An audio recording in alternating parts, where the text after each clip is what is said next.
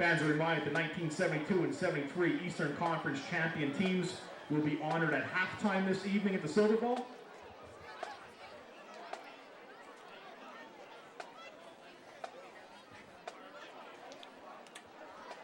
And also tonight's game is being broadcast live as PCN Sports Game of the Week. PCN's Game of the Week brings you Pennsylvania high school football action all season long. Watch Game of the Week on Fridays and Saturdays at 7 p.m. Visit PCNTV.com for the schedule.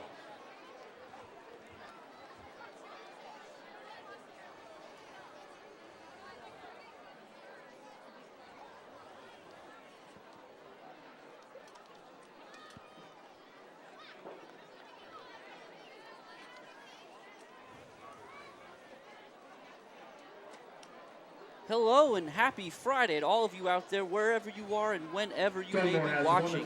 Tonight's WKMC TV broadcast is the PCN Sports Game of the Week, featuring the visiting Dunmore Bucks and the Mount Carmel area Red Tornadoes. My name's Jim Lesko. Alongside me is my brother Dan Lesko. Jose Gonzalo supports us from the sideline, and together we're coming to you live from Jazz Diminick Field at the historic Silverbowl in Mount Carmel, Pennsylvania. Welcome one and all from Erie to Easton. Wherever you are, we're happy you're with us tonight. We're just about to get underway here, again, at the Silverbowl. It's a beautiful night. The Dunmore Bucks, the visiting Dunmore Bucks, won the coin toss, and they deferred. So we'll start with the Red Tornado offense. We'll dig right into that, Dan, in just a few minutes. It looks like we're ready to get started here. Yeah, Jim, and that Red Tornado offense is going to be looking to get a fast start this week, hoping to, kind of catch Dunmore a little groggy coming off the bus. It's a long trip from Dunmore down here to the Silverbowl. So that Red Tornado offense is definitely going to be looking to find a spark early and get things moving in the right direction right from the jump. Number 24, Eric Reese, will be doing the kicking duties tonight for the Bucks. For the Red Tornadoes, back deep, they have number 10, Xavier Diaz, closest to you here on the screen. On the far side, looks like number 14, Garrett Verano, with Michael Fernato standing at about the 15. Number 10, Xavier Diaz. Number 14, Garrett Verano. Officials have given us the sign. We're ready for play here. And just like that, the PCN Game of the Week's underway. Maybe, Jim. Maybe. I think we got an offsides on Dunmore here. Good call, Dan. That's where we'll get started here. So they'll back it up 5 and kick it again. But again, it's been a lot of excitement already here at the Silverbowl. Recognizing past Red Tornado teams, 1972, 1973 teams here at the Silverbowl. Interesting connection between the 73 team and the Dunmore Bucks that we'll cover as we go through the night. But for right now, we'll talk about what's going on the field. And Reese's kick will be taken by Verano at the 15. Good coverage there by the Bucks. It'll be 1st and 10, Red Tornadoes at the 28. That was really good coverage there by the Bucks, Jim. You're right. They really kind of hemmed Verano in. He thought he saw a crease, and everybody converged on him. There was a lot of sideline here, but because everybody kind of converged into that middle, there was nowhere for him to get out and get away. So on the Red Tornado side, despite what had happened last week, you'd expect to see a run-heavy offense. Coach John Dara came to Mount Carmel and brought with him the shotgun double wing. However, in this, we'll start wide open. Quarterback Cole Spears in the shotgun. He sends Xavier Diaz on a swing. It's a good reception. Diaz makes a couple Bucks miss, but good lateral speed there by the Bucks to stop him after a gain of only 3. Yeah, it's a short gain there by Diaz, but love seeing Fernato out there. Fernato's not a very big or formidable looking guy, but man, he held his block hard there and gave Diaz that cutback lane. Fortunately for the Bucks, they rallied to the ball pretty quickly, but they like getting Diaz on those swing passes. That's how they started the game last week against North Schuylkill. The Red Tornadoes, that's going to be Verano and Schultz split out to the left, Fernato by himself to the right. This will be a keeper by Spears, and he takes a big shot in the hole from number 20, Nico Ruggiero. really set the tone for tonight, Dan. Yeah, it definitely did. I mean, this Dunmore team, you're right, there hasn't been very many meetings between us, and there's a lot of history going on here tonight. That 73 Eastern Conference Championship game. But, you know, this Dunmore team, they came out last week against Old Forge. Pretty heavily understaffed and undermanned in that game. And they still played tough and got a win. 3rd and 5. Spears to throw. He looks, and he has Verano. Verano does a great job getting up across the 6, across the 45. It'll be 1st and 10, Red Tornadoes at the 47. And, Jim, you see the confidence of Spears after last week. It's just continuing to grow. I mean, the poise he had there with the linebacker blitzing right in front of his face. He saw that from his shotgun spot before the ball was snapped, the linebacker walking up to the line to blitz. And having the poise of standing in there, getting that ball out to Verano, an accurate throw. He threw Verano open there. Spears 14 of 19 for 170 yards and a touchdown last week in a Red Tornado win at North Schuylkill. And now it's again this time to Farinato, and Farinato's going to put his head down and get into Buck territory down to the 46-yard line. It'll be gain of 7. And Jim, I like that by Farinato. No dancing around. He's gonna get what he can get, put his shoulder down, and try and set the tone for the red side of the ball here.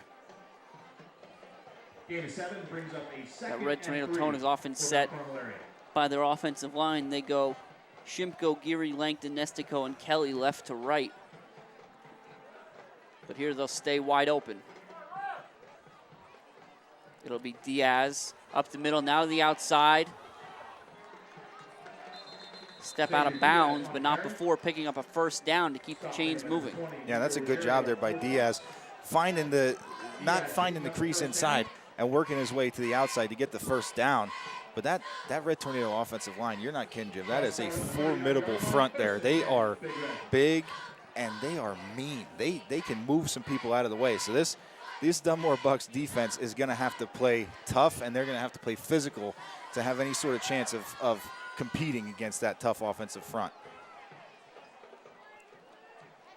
Diaz in motion, but it'll go to Schultz this time. Down near the 30-yard line, another nice pitch and catch from Spears. And Jim, again, you mentioned it earlier. This is not the typical Red Tornado offense that we are used to seeing over the years that we've been doing this, and even prior to us, since Coach Dara has been here. This is not a typical Coach Dara offense, but it is very efficient. I mean, they're getting the ball out of Spears' hand quick. They're quick hitters to the running backs and the tight ends. They're getting everybody involved. They got so many talent guys in the skill positions. They need to continue to do that. And they'll stick with what works. This time it's outside to Verano, who does a nice job avoiding multiple Bucks. And now he'll be down near the 20, and the Red Tornado offense seems to have a little bit of momentum here early. Yeah, Jim, a lot of momentum, and the pace that they're playing at right now is so good. I mean, we talked about how last week against North Schuylkill, they held the ball for over 34 minutes in that game, or nearly 34 minutes in that game. Over 2/3 of the game, the Red Tornadoes offense had the ball. So they're going to continue to look to do that. That's kind of a staple of Coach Dara's offense.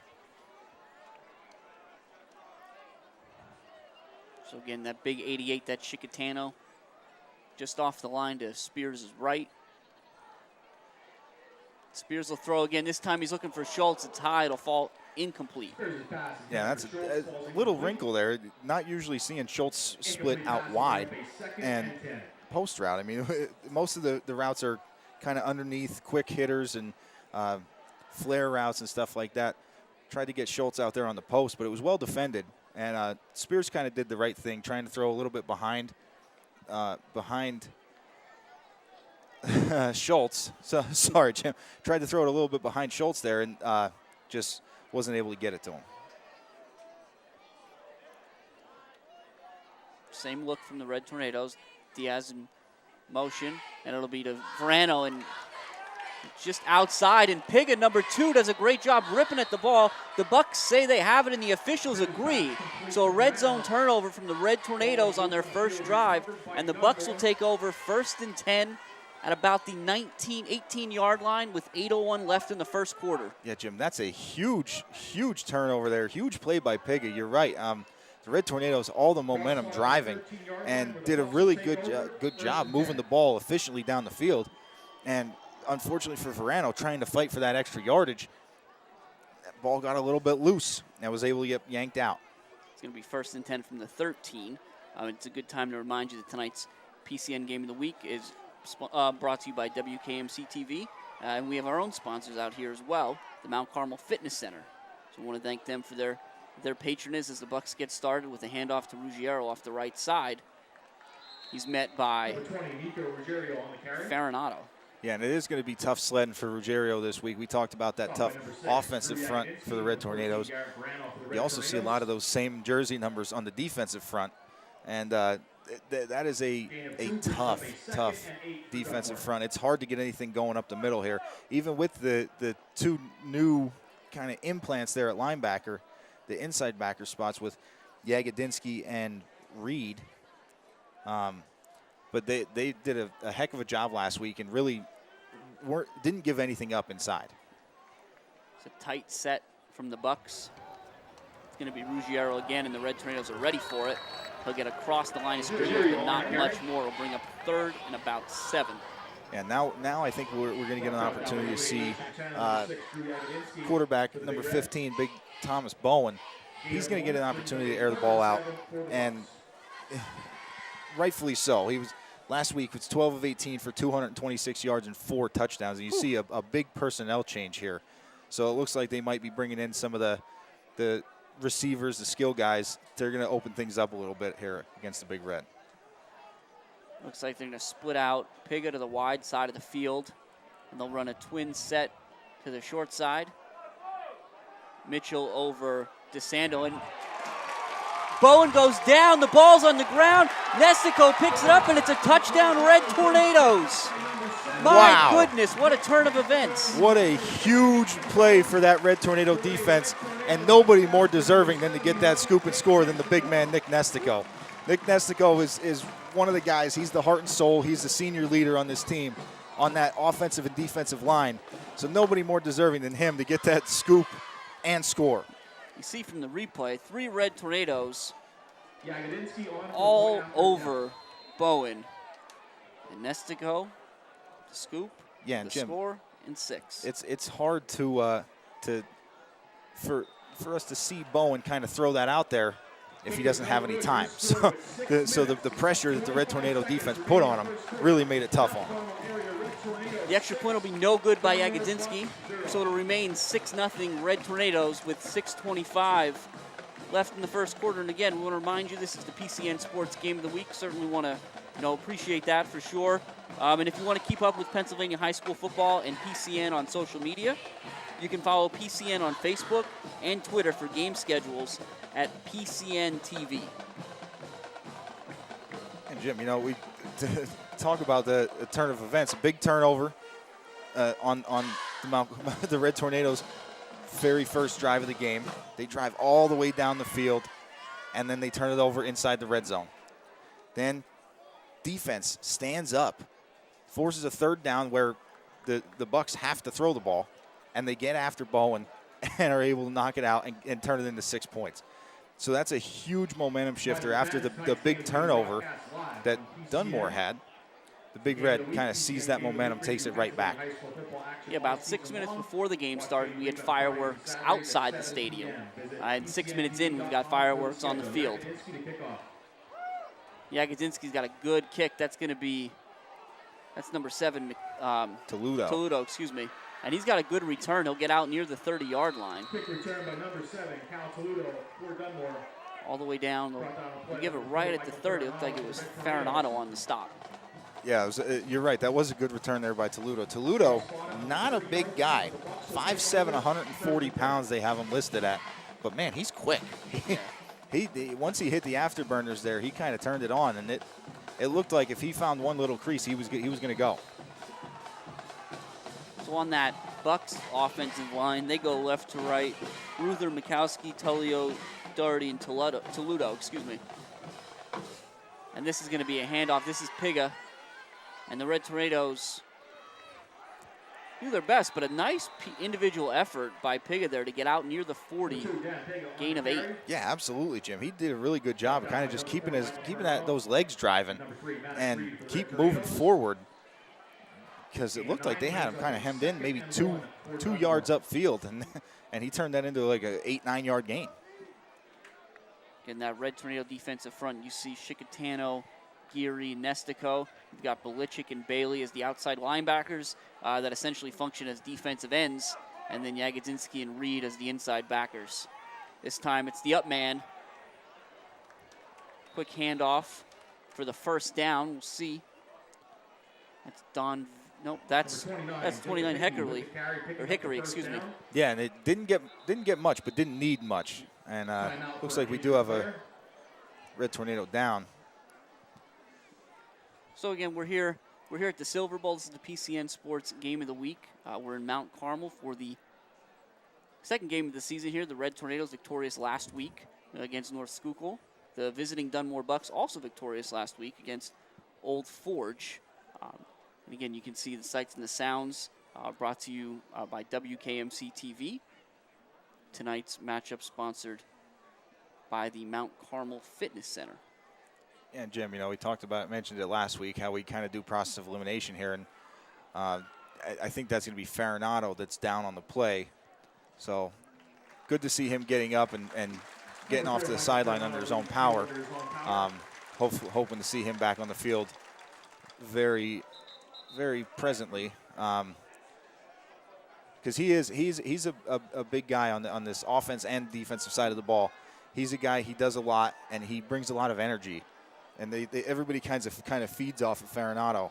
So hopefully they can get him back out there quickly. Looks like he'll be spelled by number 1, Chase Belichick, while he gets himself together on the sideline. So we're back in play, 1st and 10 from the 42 for the Bucks. They send Ruggiero in motion. They hand it to him. He's going to try to get outside, but he can't get the edge. A nice job by the Red Tornadoes. Looked like Diaz and Reed.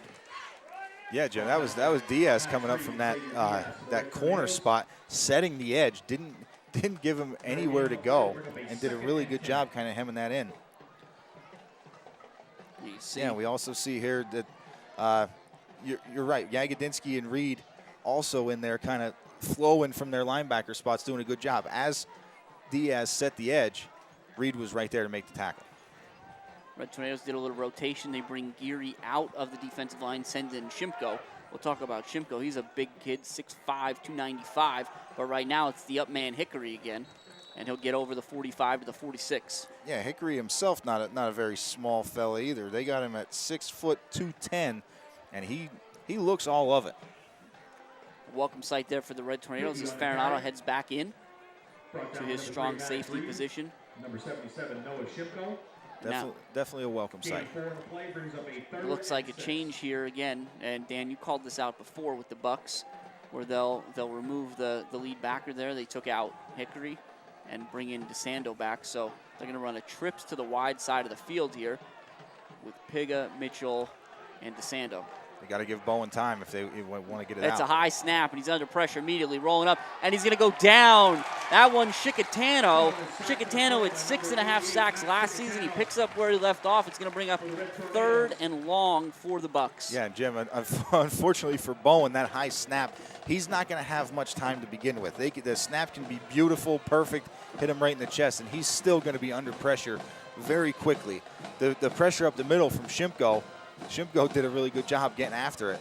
And then, like you said, he kind of flushed Bowen out, and Chicatano was able to make the stop.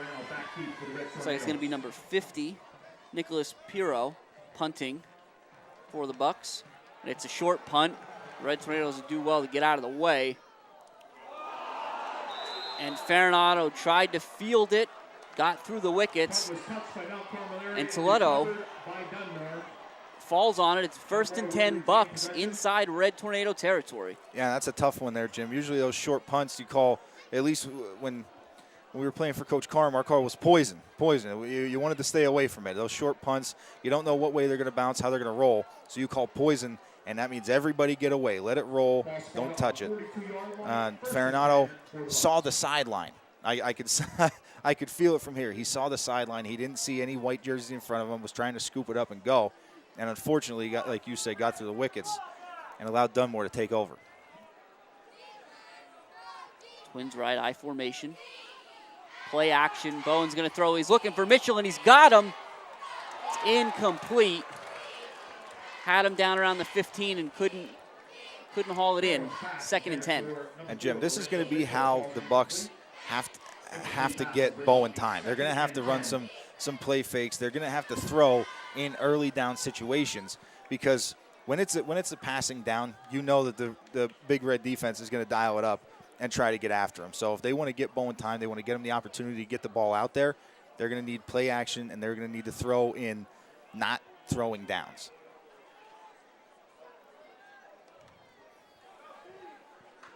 Bowen's going to be flanked by Malone. Again, makes you think it's going to throw. We're going to have to get a timeout here. A little confusion there in the Bucks backfield. Yeah, Coach McHale not thrilled with what he saw. So we'll take that timeout. Again, we'll take that as an opportunity to remind you this is the PCN Sports Game of the Week. And if you love PCN, which we know you do, you're enjoying this game. You can get more Pennsylvania high school sports action with PCN's coverage of the PIAA state championships. You can stream the championship games on demand now with PCN Select. But while we have a second here, I know we kind of jumped right into it, but I think we were talking, you had some keys of the game for both teams tonight. Yeah, and we'll start off with the home Big Red here, since we are at home. So Mount Carmel's keys to the game. So far we've got control the pace, defensive back play, and pressure the passer. And let's say we usually we wait till halftime to give any sort of check marks or anything like that, but I'll give them a check mark for pressuring the passer already. And on that first drive, they really did control the pace before the turnover. So they're kind of well on their way, and we can get to Dunmore's at the next break.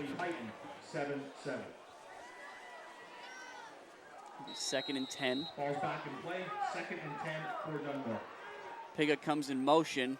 They're going to hand it to him with Malone, who gets a nice kick-out block right on the edge. And Piga's still on his feet. He's going to be thrown down by, looks to be Schultz, after a decent gain out to the 37.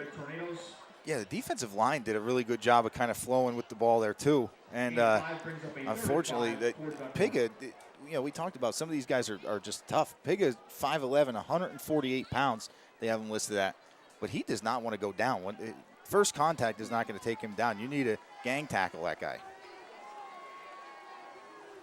2:25 left in the first quarter, 6-0 Red Tornadoes. Bowen will keep it himself, and he's not going to get the first down. Nice read by Farinato and Jagodzinski to stop him before he can get started. It's going to bring up 4th and 3.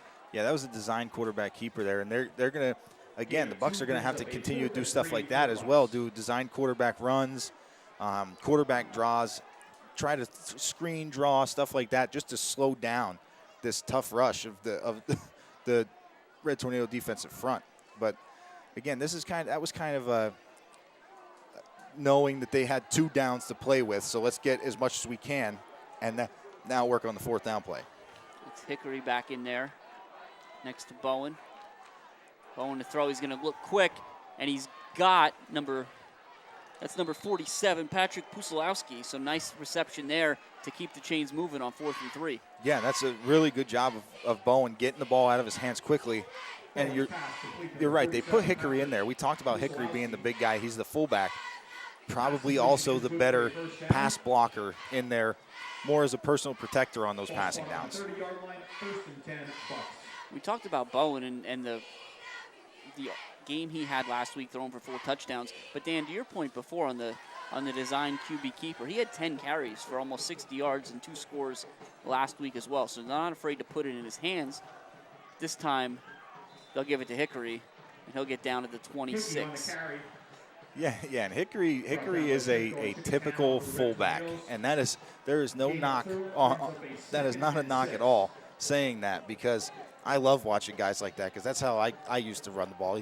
You get the ball low, you stay low until you hit the ground. That's pretty much what it is.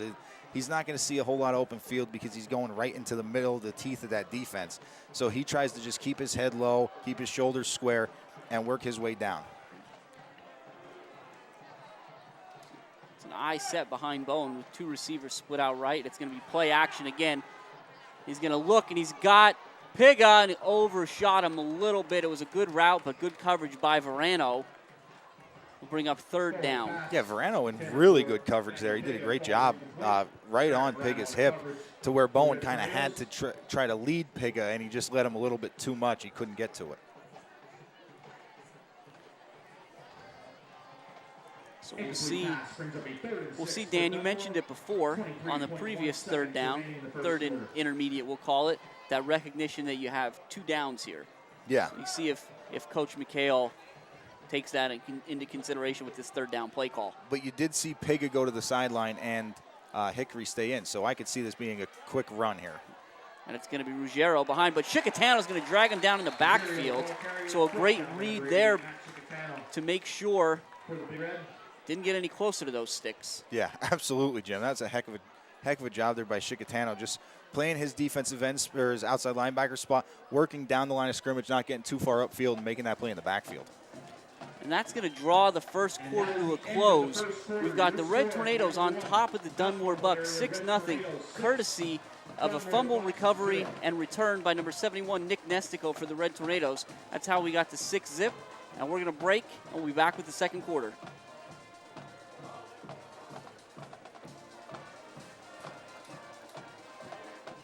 At this time, we'd like to thank our game ball sponsors for the 2022 season. Game ball sponsors are Holy Angels Church, Potluck, Chris Grayson, Northumberland County Controller, and Tony Malevich, Northumberland County District Attorney. Thanks again for being our game sponsors for the 2022 season.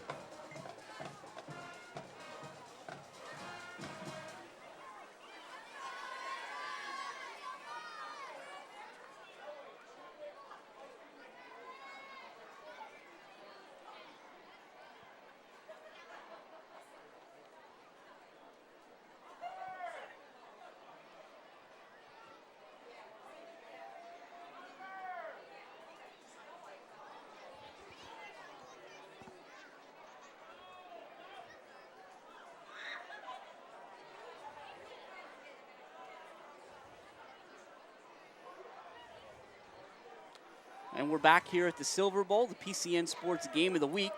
We just closed up the first quarter, about to start the second. The Red Tornadoes are on top of the visiting Dunmore Bucks, 6-0. But at the moment, the Bucks facing a 4th and 7 from the Red Tornado 27. Bowen's going to throw, and there's miscommunication there between Bowen and Mitchell. It's going to be incomplete, and the Red Tornadoes will take over on downs. Yeah, and Jim, a lot of pressure on Bowen from big Nick Nestico, number 71, straight up the middle there. And like you said, there may have been a miscommunication there, but I think Bowen was just trying to get rid of that ball and give them a chance, somebody a chance to go up and get it, instead of taking the sack to turn over the ball on downs.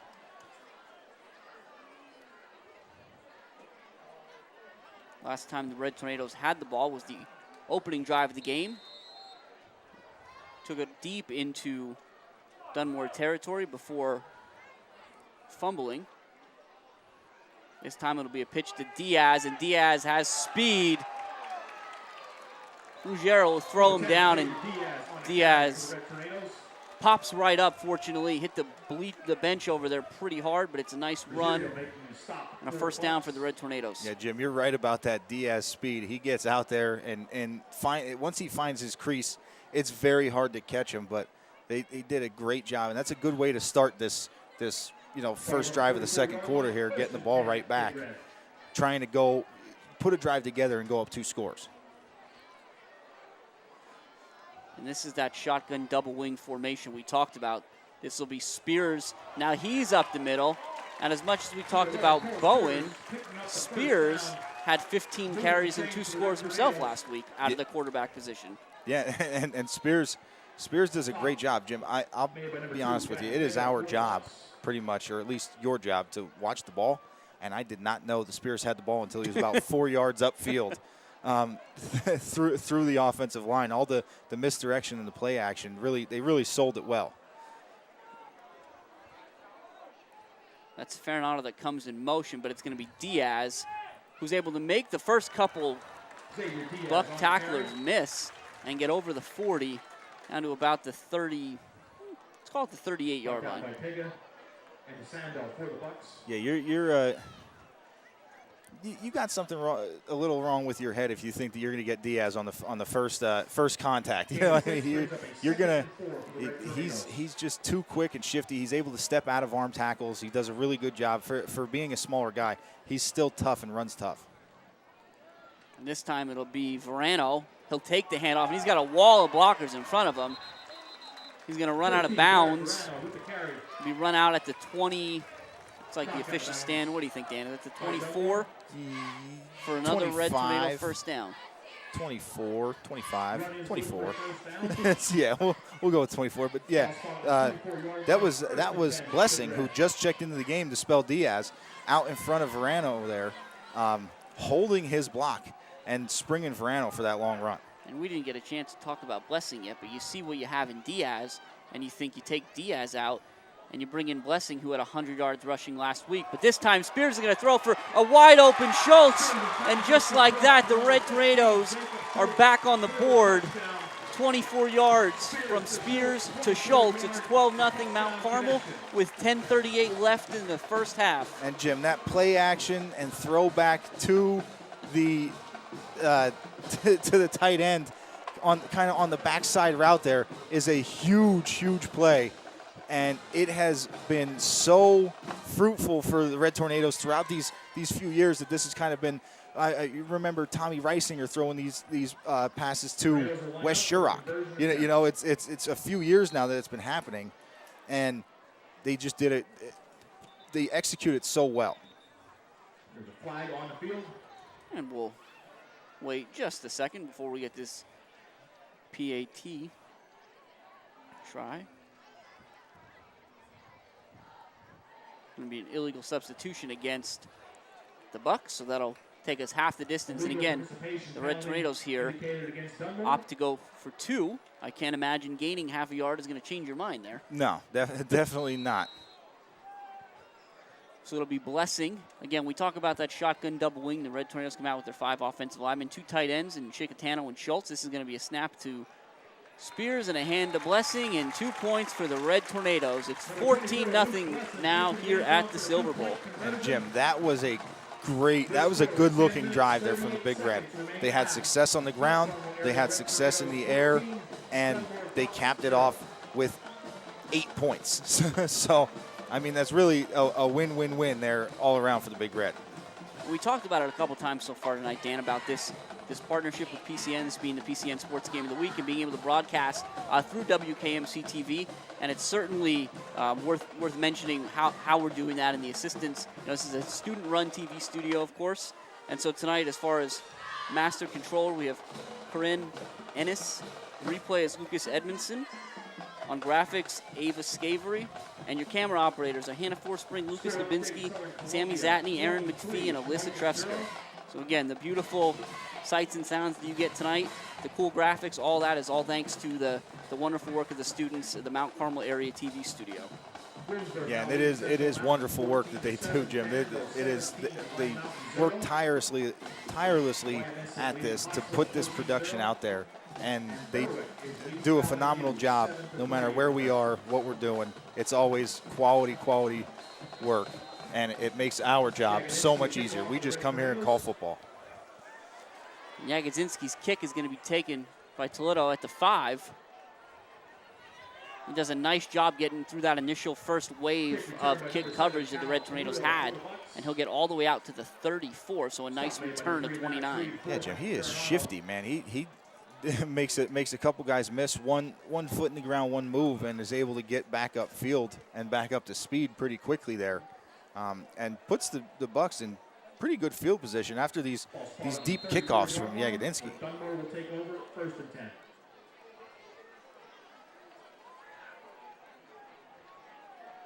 Bowen brings him to the line.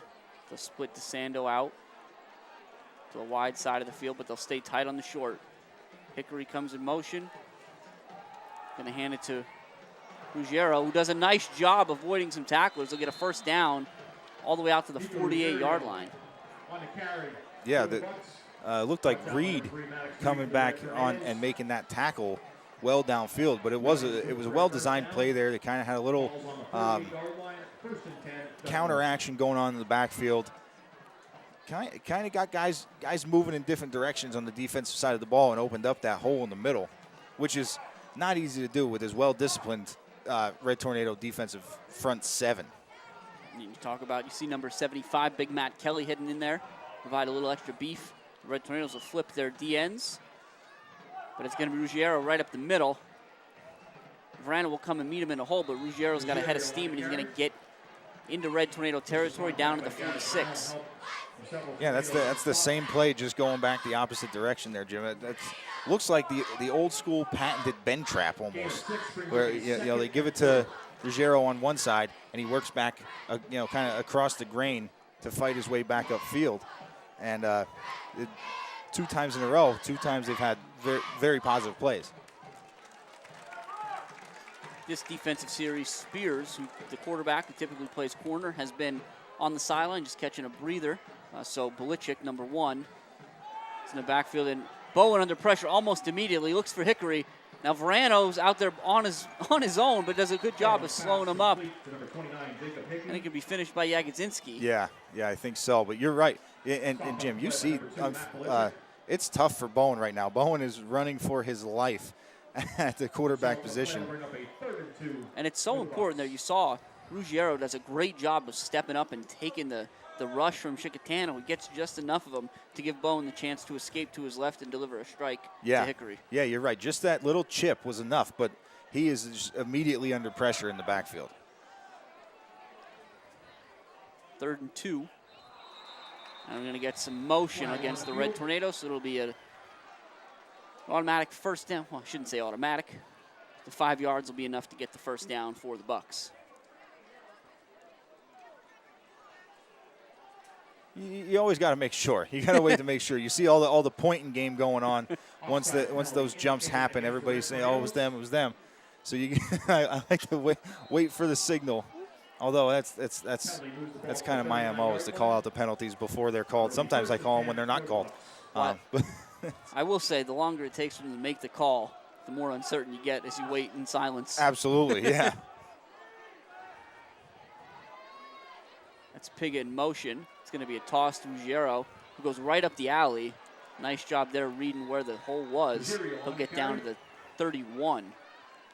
Yeah, and they're doing a good job kind of kicking out on the ends. And Piggott, Ruggiero, whoever it is that's getting the ball, they're doing a good job kind of just finding the crease and getting up in there.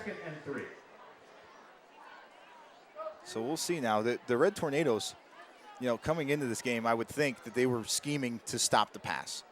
Sure. And now it seems like the Bucks finding a lot of success on the ground. So now there might have to be some adjustments made. It's Hickory up the middle, but that's number 75, Tank Kelly.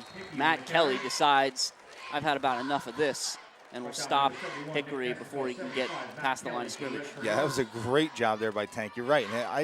Before he gets past the line of scrimmage, I'm not sure if he made it back to it there, Jim. That's a big man, Hickory, getting that ball quick. Being able to stop him dead, you know what I mean? Just come to a stalemate and move him backwards is pretty tough. But if anybody can do it, it's that big defensive line. 5 minutes has gone by here in the second quarter. It's 14-0 Red Tornadoes in the PCN Sports Game of the Week at the Silverbowl in Mount Carmel. Bowen looks to his right. Now he goes back to his left. He's got DeSando. And it's caught. What a great catch by number 9, Dominic DeSando. That'll be the 4th connection between the two in this short season, and it's cut the lead. The Bucks have cut the lead to 6. Yeah, wow. Yeah, wow, Jim. DeSando did a really great job. He had Farinato in his lap and still was able to haul that one in. So great job there.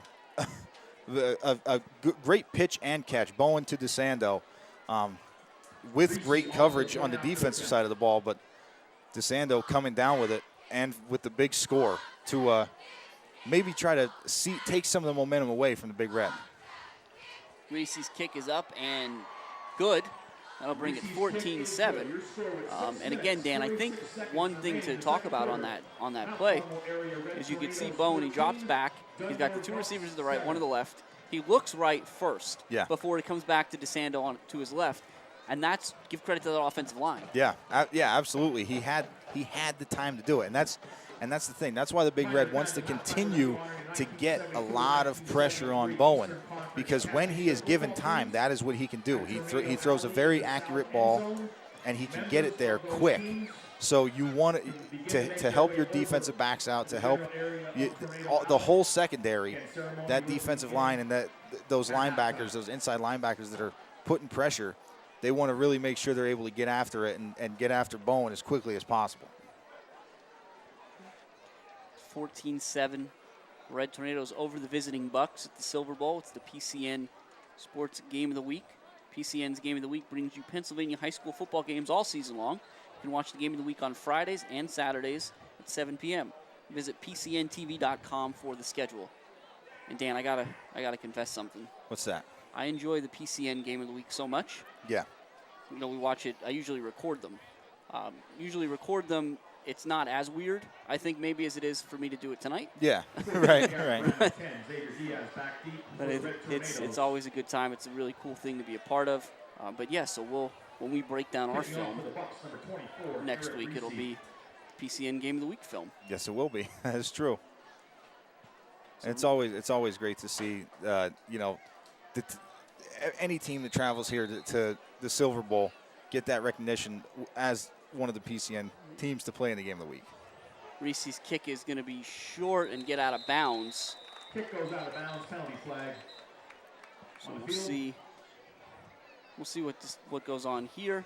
If the Red Tornadoes are just going to take the spot, or excuse me, the penalty, or make a re-kick. Looks like they're going to make the re-kick because you see Diaz, Verano, and Farinano all heading back.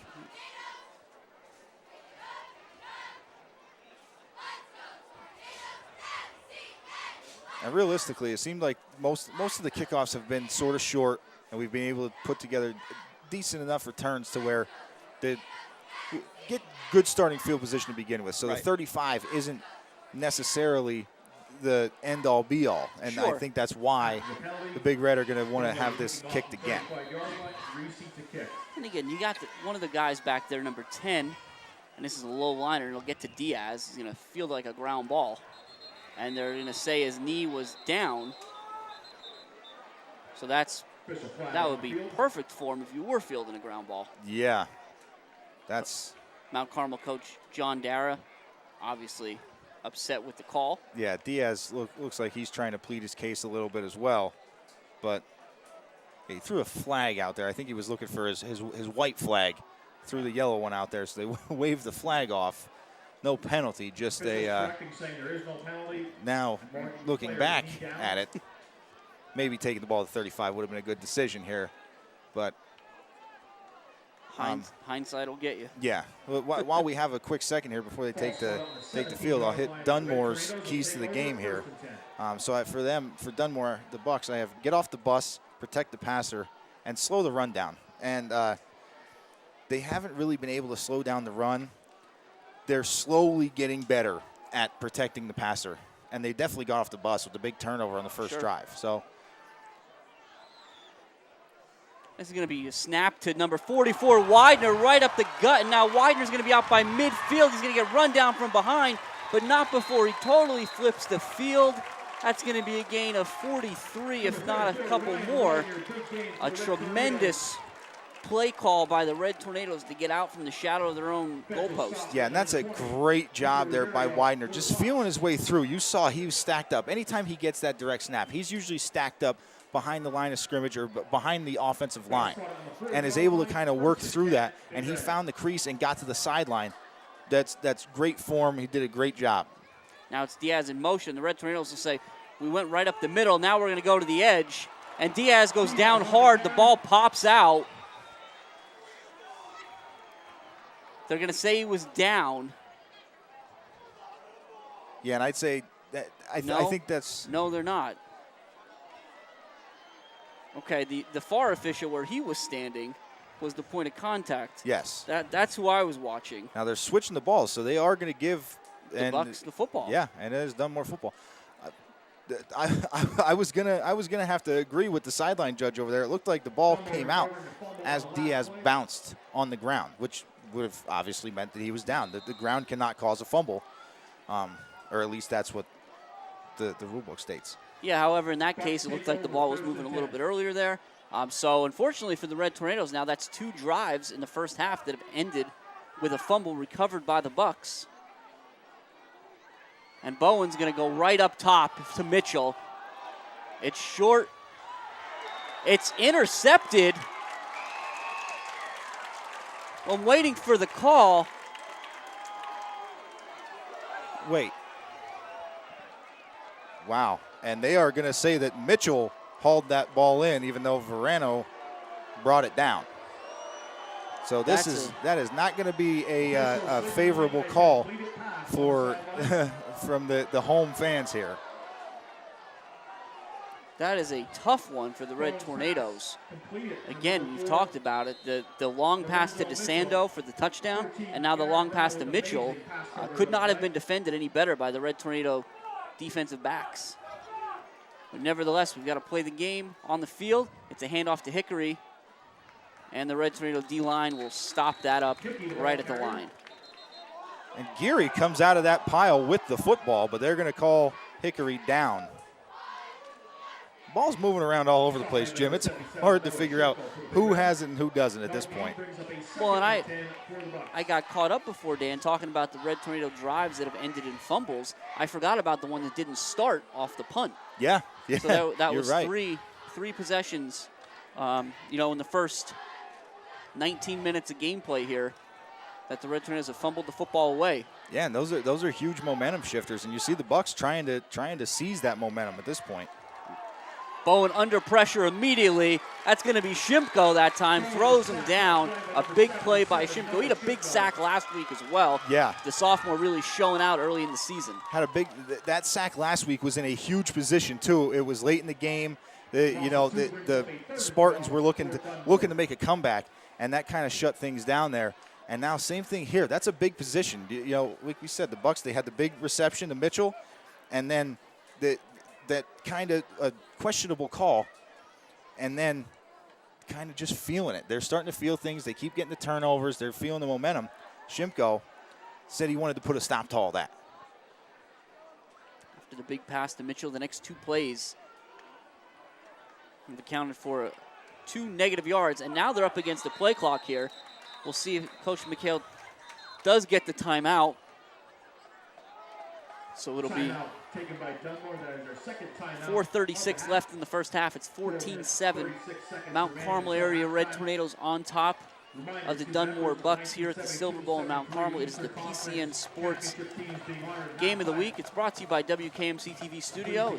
Sights and Sounds, we can thank them for that. And sponsored here locally by the Mount Carmel Fitness Center, Dan. Yeah, that's we love getting the local sponsors in there. Always good to have, this small community does a great job of supporting their high school. And speaking of support, another thing goes on here, and we'll see if we can get some pictures of it later. We've got the Red Tornado Legacy Brick Project that we do here too. And basically, in the end zone here where the creature bleachers used to be, for any of you that are maybe more familiar, you've got like this 6-foot water jet Red Tornado, and all around it you can get blocks or bricks. So and you can take those blocks of bricks and you can get them engraved, right? Okay. You can get, I got one this summer, yeah. The Lesko family, Go Big Red, right? Yep. Those kinds of things. And if you're interested in that, you want to go to redtornadofootball.com. That's the easiest way to get there. Redtornadofootball.com. You're going to scroll down, go right by the picture of the good-looking fellas. That's me and Dan. And on the right-hand side, you see the picture of the brick project. So click on that. Then you'll be able to place your order for the brick or the block. The next order is October 1st. Those are going in. So make sure you get those done. Bowen goes up top to Mitchell, and it's incomplete. Mitchell made a nice play. Nice adjustment in the air, but it's going to be 4th down. And again, Jim, that was well defended by Spears there. The Red Tornado defensive backfield has been doing a phenomenal job in coverage. I mean, there were a few blown coverages where guys got free, but the defensive front did a good job putting pressure on Bowen and not letting him find those guys. And while we wait for the punt here, again, just kind of finish up with that, with the brick project there. Again, just a reminder, if you missed the October 1st deadline, the orders aren't going back in until May, so you want to get that in soon. The proceeds from the project go to the general upkeep of the stadium here.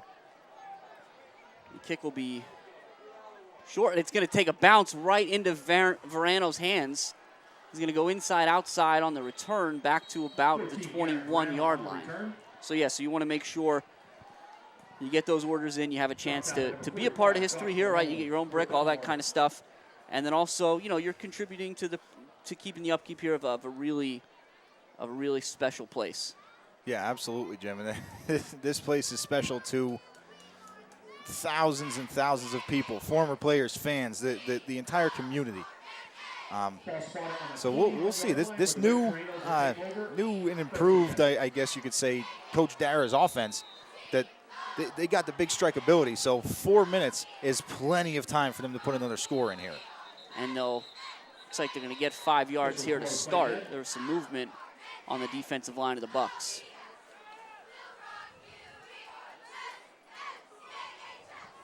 Two for two on those, Dan. Yeah.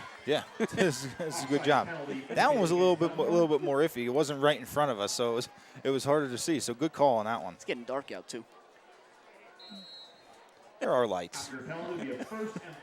So we talked about it. The Red Tornadoes, they come in the shotgun double wing. For as explosive as the offense has been, this is much more of a standard tight package that they run.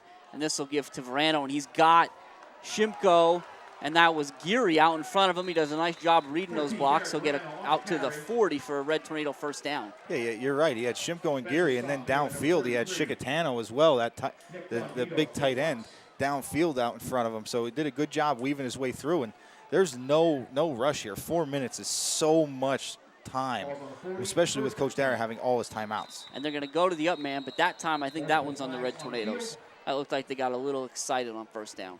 Yeah, so it looks like the Bucks will get their 5 yards back.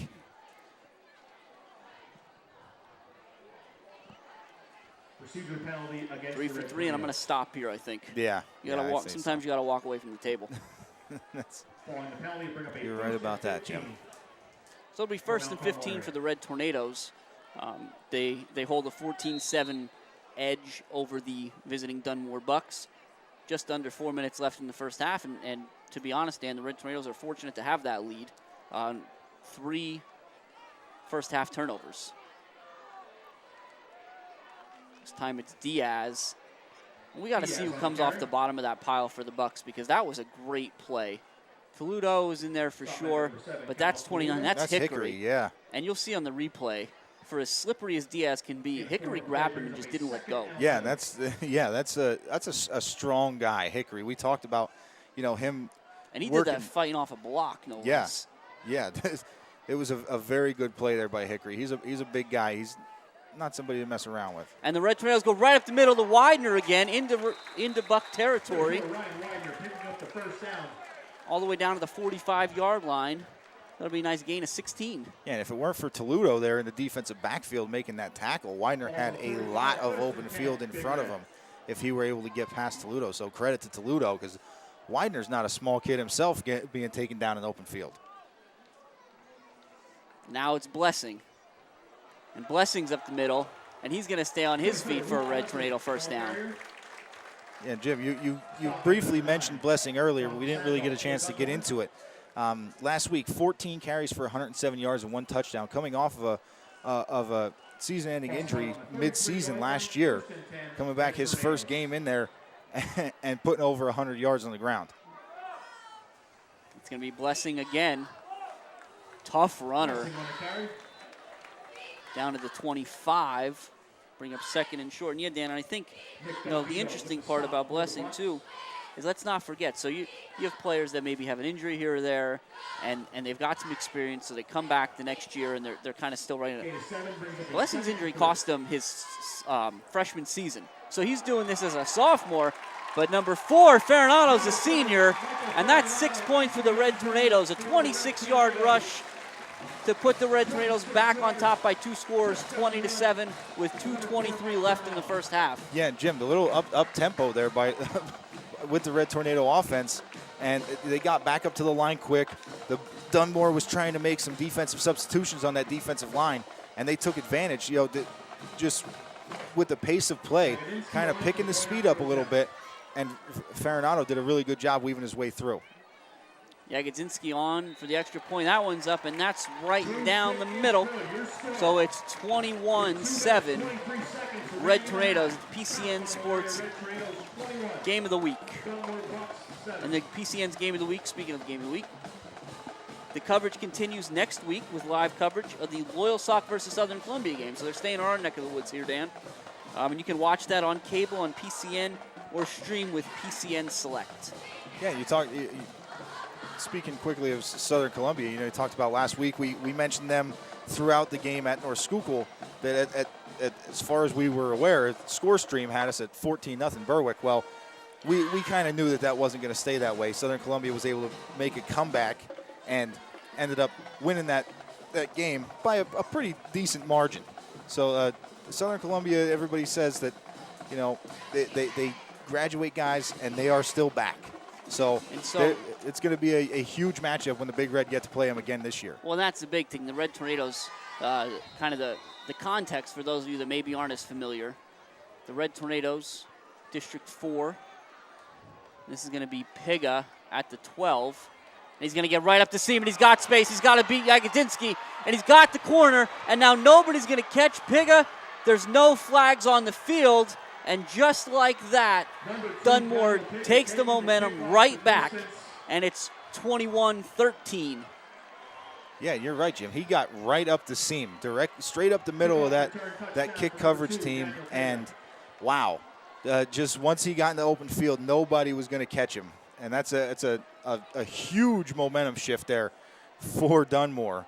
But the upside for the Big Red, if you want to look at the upside here if you're on the Mount Carmel side of the field, is that your offense gets the ball right back. Your offense that was just humming on the last drive gets the ball right back. It's a good snap, good hold, and Reese's kick is good, and it's 21-14. But again, while we have a second here, just to kind of finish that conversation, Red Tornadoes Class 2A District 4 perennial district title contenders. We mentioned Southern Columbia. They're usually right up there as well as potential foes.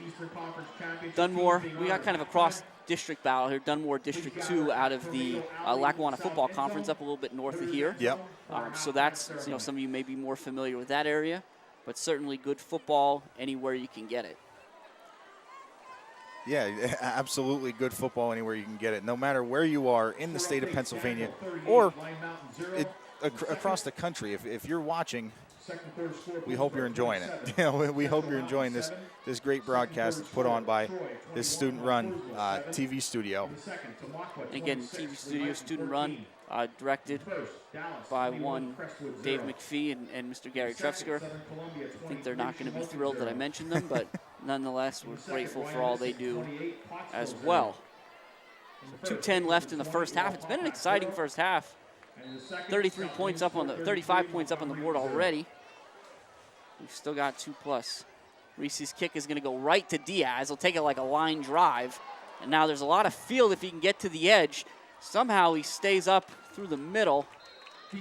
It'll get out to about the 38-yard line. So that's a little more, I think, Dan, of what Coach Dara expected when asking for the re-kick on the last kickoff. Yeah, I'd say so. That's for sure, Jim. And that's, Diaz was able to field that one in the air. And didn't have to, there was no question of whether his knee was down on that. But we'll see, again, that offense was humming when they capped off that last drive with 7 points. So we're hoping to see the same thing and more from this Red Tornado offense on this drive. Again, they'll stay tight. It's Chicatano and Schultz, the tight ends. You see Verano and Widener to the right, but it's going to be a fake pitch to Diaz, and Spears will keep it himself.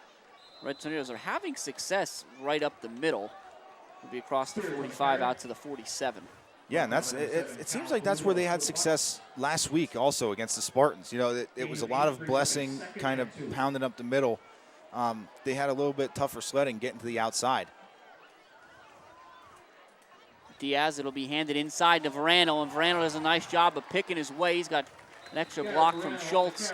He's down to the 39-yard line, The clock starts to play here. You see Coach Daradan trying to get the team up on the ball as quickly as possible. Yeah, because as soon as that ball is, the chains are set, that clock's going to run. The Red Tornadoes do have all 3 timeouts at this point when they opt to use them, but right now they'll take the couple seconds off the clock after the ball's reset and go to Widener.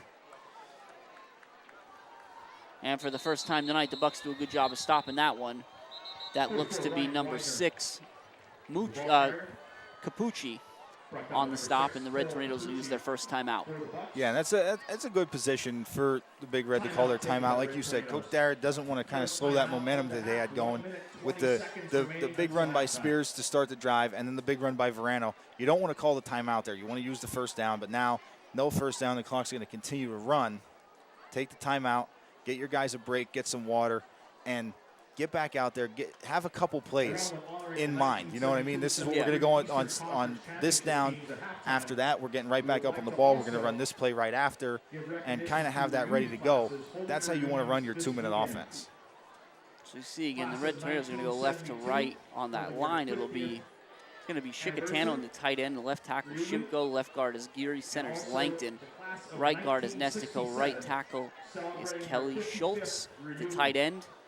And then the complement in the backfield of Spears, Diaz, Farinato, and Widener for this set. Dinner at the Hideaway on Sunday for the class of 1967, celebrating 55 we'll years. See.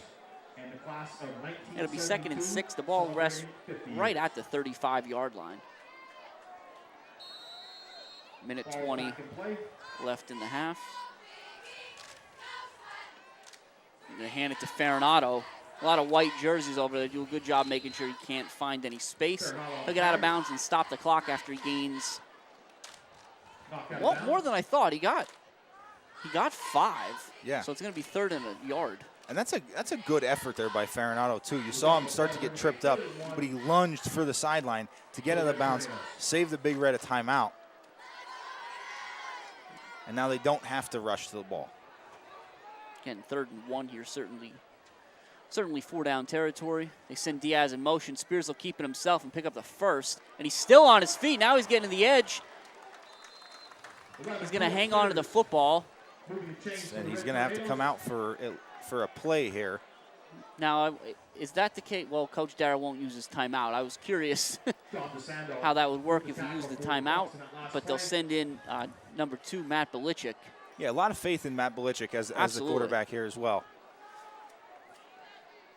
And it's going to be to Farinato, and the Red Tornadoes are going to have another touchdown here. That one was plain as day to see.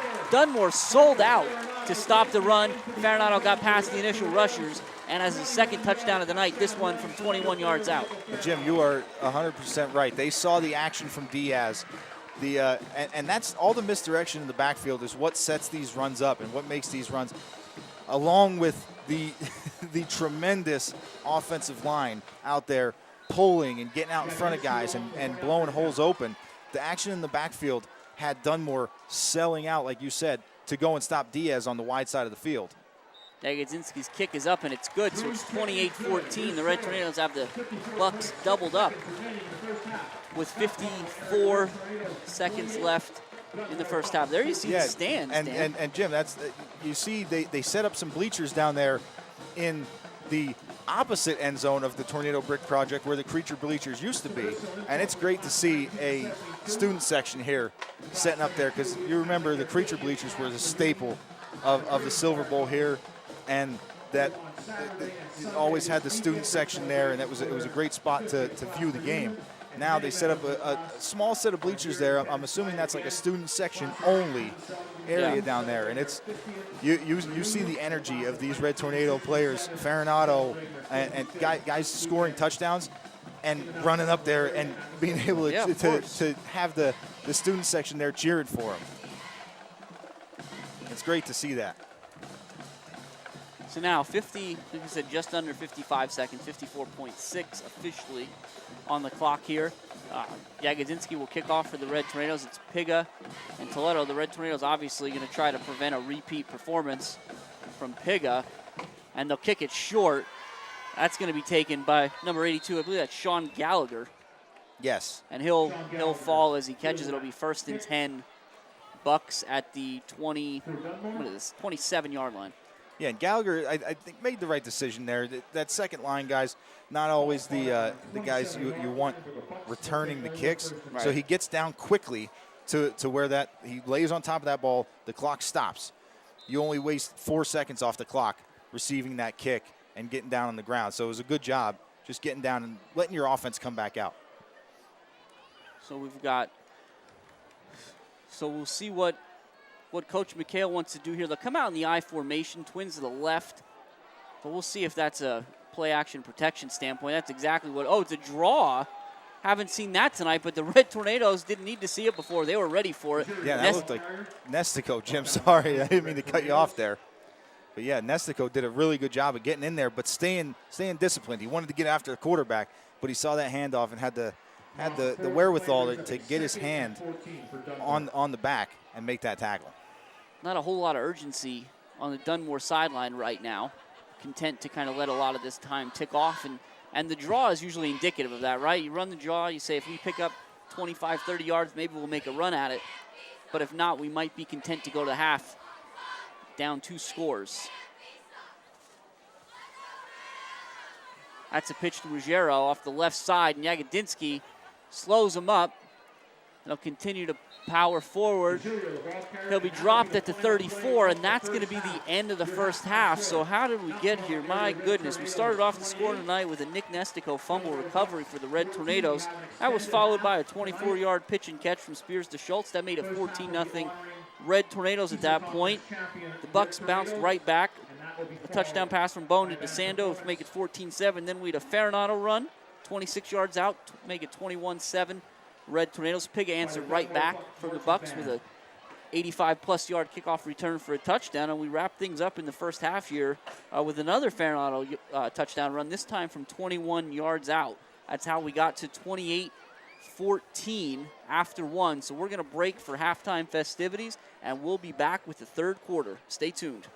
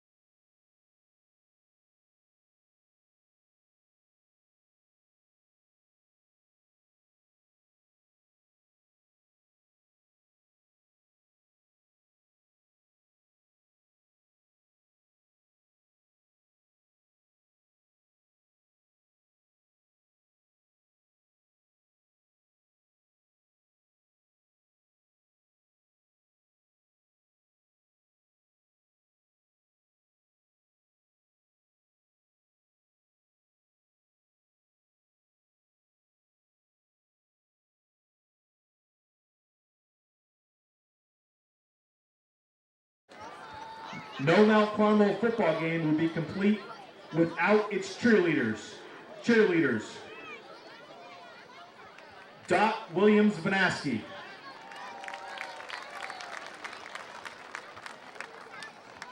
Diane Bognar-Molisevich.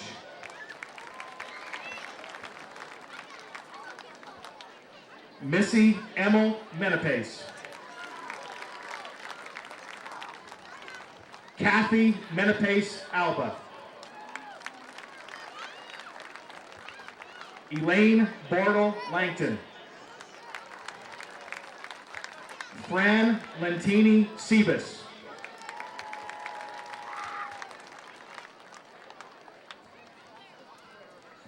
Deborah Clues Brister. And last but not least, Elaine Polinsky.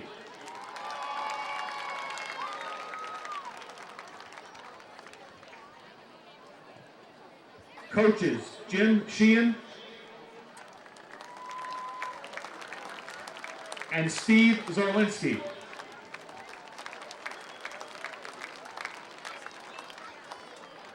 Number 21, Joe Girolani.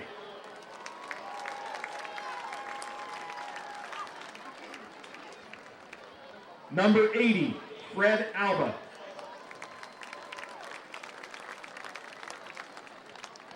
Number 51, Bob McSurdy. Number 9, Pat O'Brien. Number 22, Tom Paremba.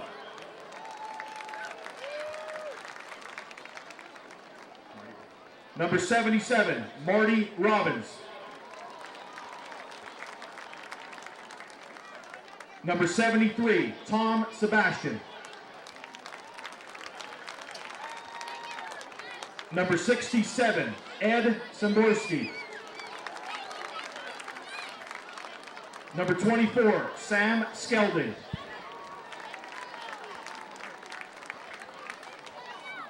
Number 66, Dave Williams. Number 81, Ed Shuda. Number 36, Vince Rawa. Number 48, Paul Miglio. Number 84, Bob Mulo. Number 61, Archie Miscavige. Number 82, Coach Bill Juraski. Number 88, Rich Greco. Number 20, Dave Gibney. Co-captain, number 23, Ken Dimnick. Number 34, co-captain, Lou Cole.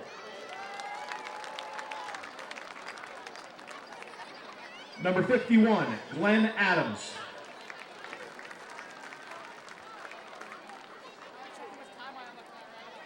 Number 52, Joe Archie Aronsfield.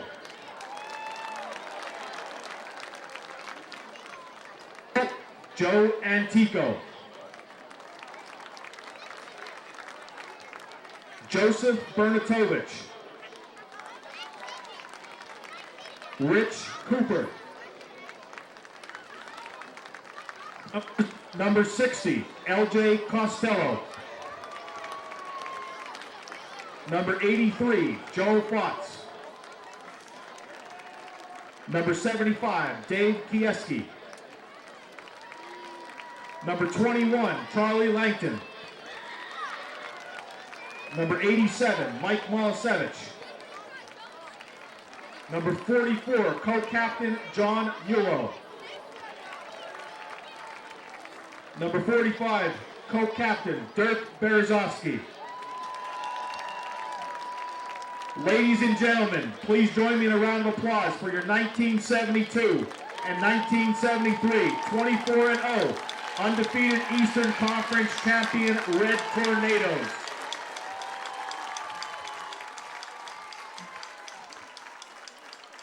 Hey, welcome back to the Silverbowl here.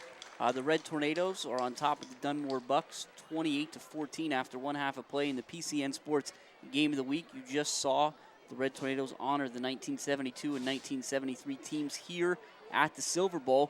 But now sit back, relax, and enjoy the marching band of the Dunmore Bucks, and we'll be back with the second half action after that. Stay tuned.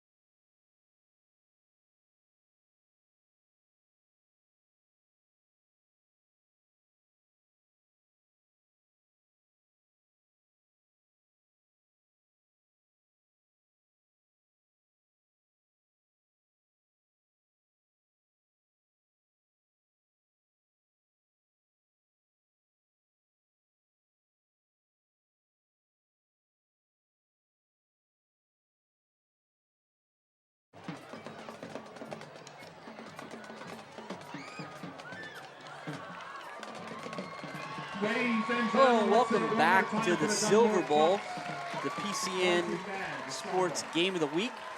The Mount Carmel area Red Tornadoes are on top of the visiting Dunmore Bucks 28-14 after the first half of play. Courtesy of our good friend Jose Gonzalo on the sideline, we do have some stats to kind of illuminate maybe what you saw on the field in the first half. So, Dan, why don't you go ahead and walk us through some of those? Yeah, Jim, we'll start with the Big Red. Mount Carmel's 20 carries, 20 rushing attempts for 256 yards. Oh, my. And Spears at quarterback, 7 of 8 passing for 70 yards to total out to 326 total yards of offense on 15 first downs.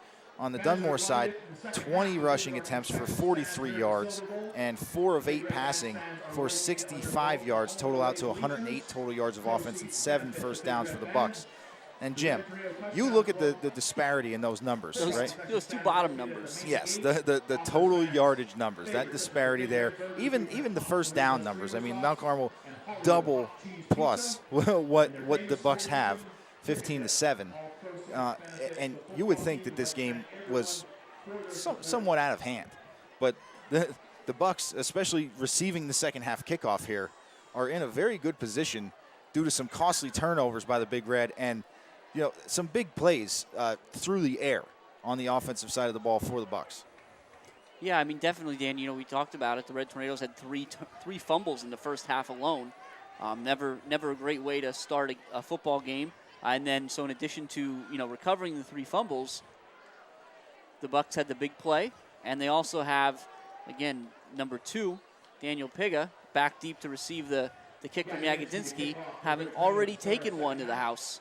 Usually, when a team wins the turnover battle and the special teams battle, they have a pretty good chance at winning the game. And Jagodzinski is going to keep that kick short. It's going to be taken just outside the 30 by, looks like, Hickory, I think. 29 Hickory, yeah. That young man is all over the place. But we want to remind you again, this is the PCN Sports Game of the Week here. It's presented by WKMC TV, the Mount Carmel area TV studio, student-run TV studio. In the first half, we had a local sponsor, which is Mount Carmel Fitness Center. The second half sponsor is going to be the Pultanovich family. So thank you to the Fitness Center, and certainly thank you to the Pultanovich family as we get started here at the Silverbowl. Shotgun for Bowen. Piga comes in motion. They'll fake it to him, and he's got DeSando, but just missed him by a yard or two. Incomplete, 2nd and 10. Yeah, and DeSando had a step, but that was great coverage there by Spears right on his heels. And like you said, that kind of forced Bowen to try to lay it out there for him, and DeSando couldn't go and get it. It also didn't help that, again, it looked like Nestico and Schultz for the Red Tornadoes decided, hey, why don't we meet at the quarterback? Yeah, and Bowen has had it kind of tough back there at the quarterback spot this game so far. He's taken a lot of pressure and a lot of hits from that big defensive front of the Big Red. Penalty flags on the field. Motion against the Bucks. Make it 2nd and 15. I like the play call by Coach McHale, though. Coming out, first play of the second half, let's try and take a shot. You don't want to. Absolutely. Why ease into things when you can just go for it all right from the jump? Now, it was well defended by the Big Red, but I like the play call. It's aggressive, and it's showing your team that you have a lot of confidence in them to get back in this and try to seize the momentum right away. And one thing we noticed in preparing for Dunmore and for this game, Dan, is a lot of teams that Mount Carmel plays traditionally, they do a lot of misdirection with the football. As you see a pitch there to Ruggiero. They do a lot of misdirection with the football. There's fake handoffs, all those kinds of things, and sometimes they throw out of it. Bowen and the Bucks, they do a more traditional, like a play-action pass. Yeah, and they're more of a traditional offensive set almost that we're used to seeing. A lot of pro twins stuff. There's a lot of teams that we see that run some sort of variation of a wing tee or other types of kind of funky offenses a little bit. But this is more of a pro, like we got twins, split. That's a pretty normal set. Bowen under pressure. He looks for DeSando, misses him high, and that's going to bring up 4th down. And Jim, continue to have to say it, that every time Bowen throws the ball, you look to see where the ball goes, and then you look back and you see Bowen getting up off the ground. He has been under constant pressure from that Red Tornado defense, and they do a great job here on the first drive of the second half making a stand. And again, they did a terrific job in the first half, only allowing 108 yards. A lot of those came on a couple of big pass plays. Yep. It's really the mistakes by the offense, and now we'll get an illegal substitution penalty here against the Bucks. It'll knock them back a couple more. Yeah, and sometimes that's the downside of not huddling. When you do your special teams play, you come out and get them right on the field. If there's too many guys on the field, it's an immediate illegal substitution. If you're in the huddle and you count and you realize you got too many guys, they can sub out without that being a penalty. So 4th and 16. Red Tornadoes need to get away from the Pirro punt. They do so, and Toledo will down it at the 43-yard line. So we'll get to see that Red Tornado offense again here, Dan. Yeah, and I mean, they had two very good drives to end the first half, both capped off by Farinado touchdowns. And before that, they had two very good drives that just happened to end in fumbles. Yeah. So offensively, they have been moving the ball pretty much at will. If they want to move it, they've been moving it. They just got to hang on to it and continue putting points on the board. And they'll stay in that shotgun double wing. And this is going to be Zarski. Nowhere to go on that one. He's hitting the backfield to lose a yard. Yeah, you're right. That was pretty stacked up there right from the beginning. There wasn't really much space there for Zarski. So we'll see what they decide to do here after no gain.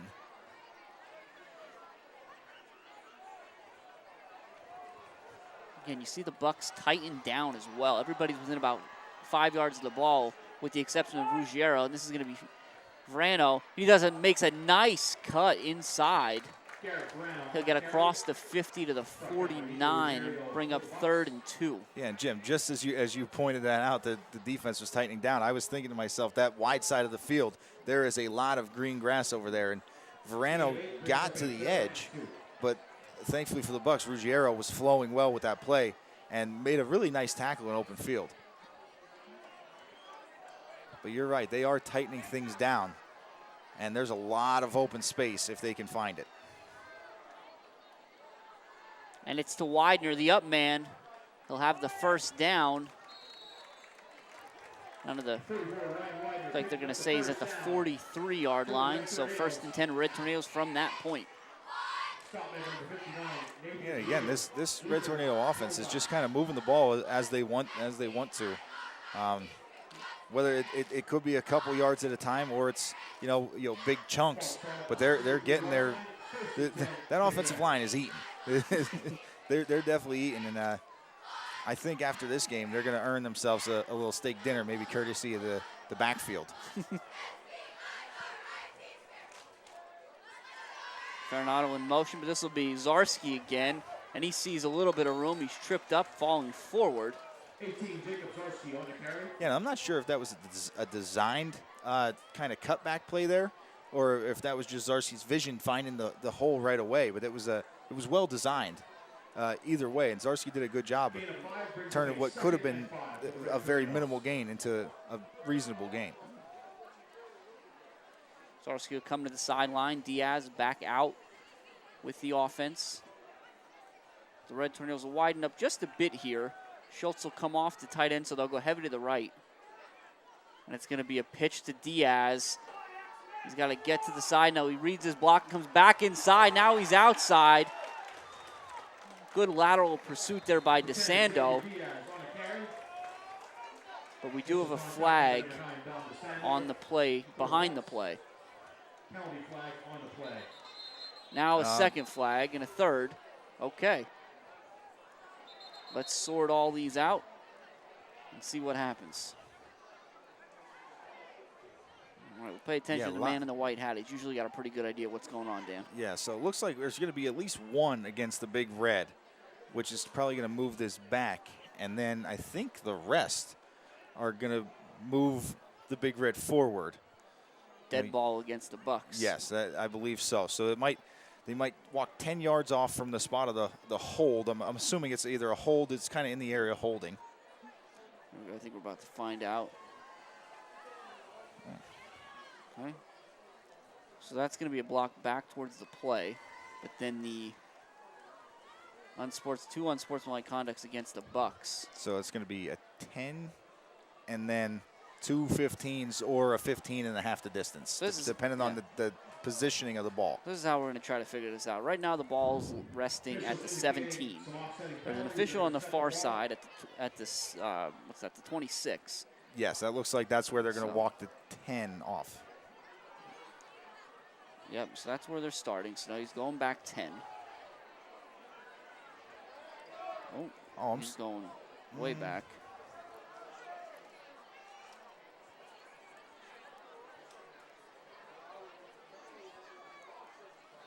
So they're going to walk him off. Okay, so that's the block. Okay, so it was a 15-yard penalty, right. I believe, the block, the illegal block. Yep, that's the illegal blindside block. Yes, coming right. back opposite of the play. Yep, the two fists together. Yes. So now there goes 15. 15, and then they're going to have to go half the distance because they're inside the 30, I believe. That's going to be a first down.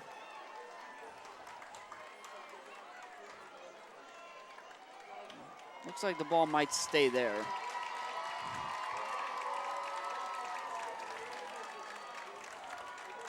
All right, so we'll sort all this out. All right, so it's going to be 1st and 10 Red Tornadoes.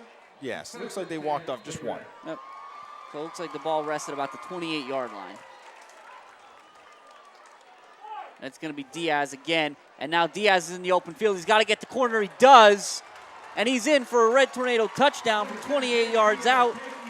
It's 34-14 Mount Carmel with 8:08 left in the third quarter here at the PCN Sports Game of the Week. We're going to see that amazing offensive line out in front, and then you see 88 Chicatano about 10 yards downfield holding his block right inside the chest plate. He was controlling the guy that he was blocking, moved him wherever he wanted to, and he wanted to move him out of Diaz's way so Diaz could get the 6, and he did just that. Jagodzinski's kick is up, and that one is good as well. So the Red Tornadoes extend their lead to 3 scores, 21 points here early in the second half. Yeah, and that's a great way to start the second half for the Big Red. And Diaz, you know, we knew that they weren't going to keep Diaz down for long. You know, slight injury last week, wasn't able to play a whole lot in the second half, wasn't able to get his touchdown, wasn't able to get his touches or his first score of the season. Late, you know, early into the second half here, he makes sure that he gets his 6 points on the board and gets his name, that check mark in that touchdown column. And you're going to see a lot more of those check marks throughout the season. You're enjoying tonight, and I'm sure you are. Again, let's not forget, you can get more Pennsylvania high school sports action with PCN's coverage of the PIAA state championships. You can stream those championship games on demand now with PCN Select. And again, those high school state championships return to PNC this fall again. So you can watch, again, football's great. We love football. It's not just football, though. You can watch PIAA soccer, field hockey, football, and more live on PCN. And if you want to figure out more about that, go to PCNTV.com.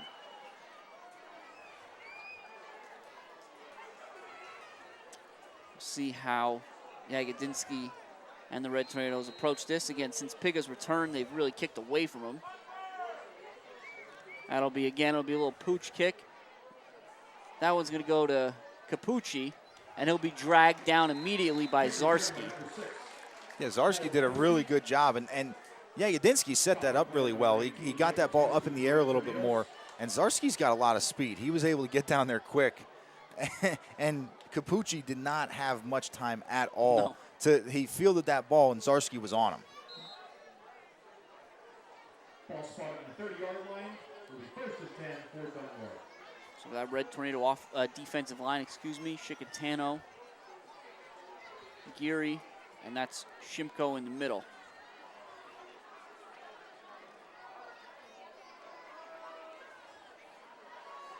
Big run there.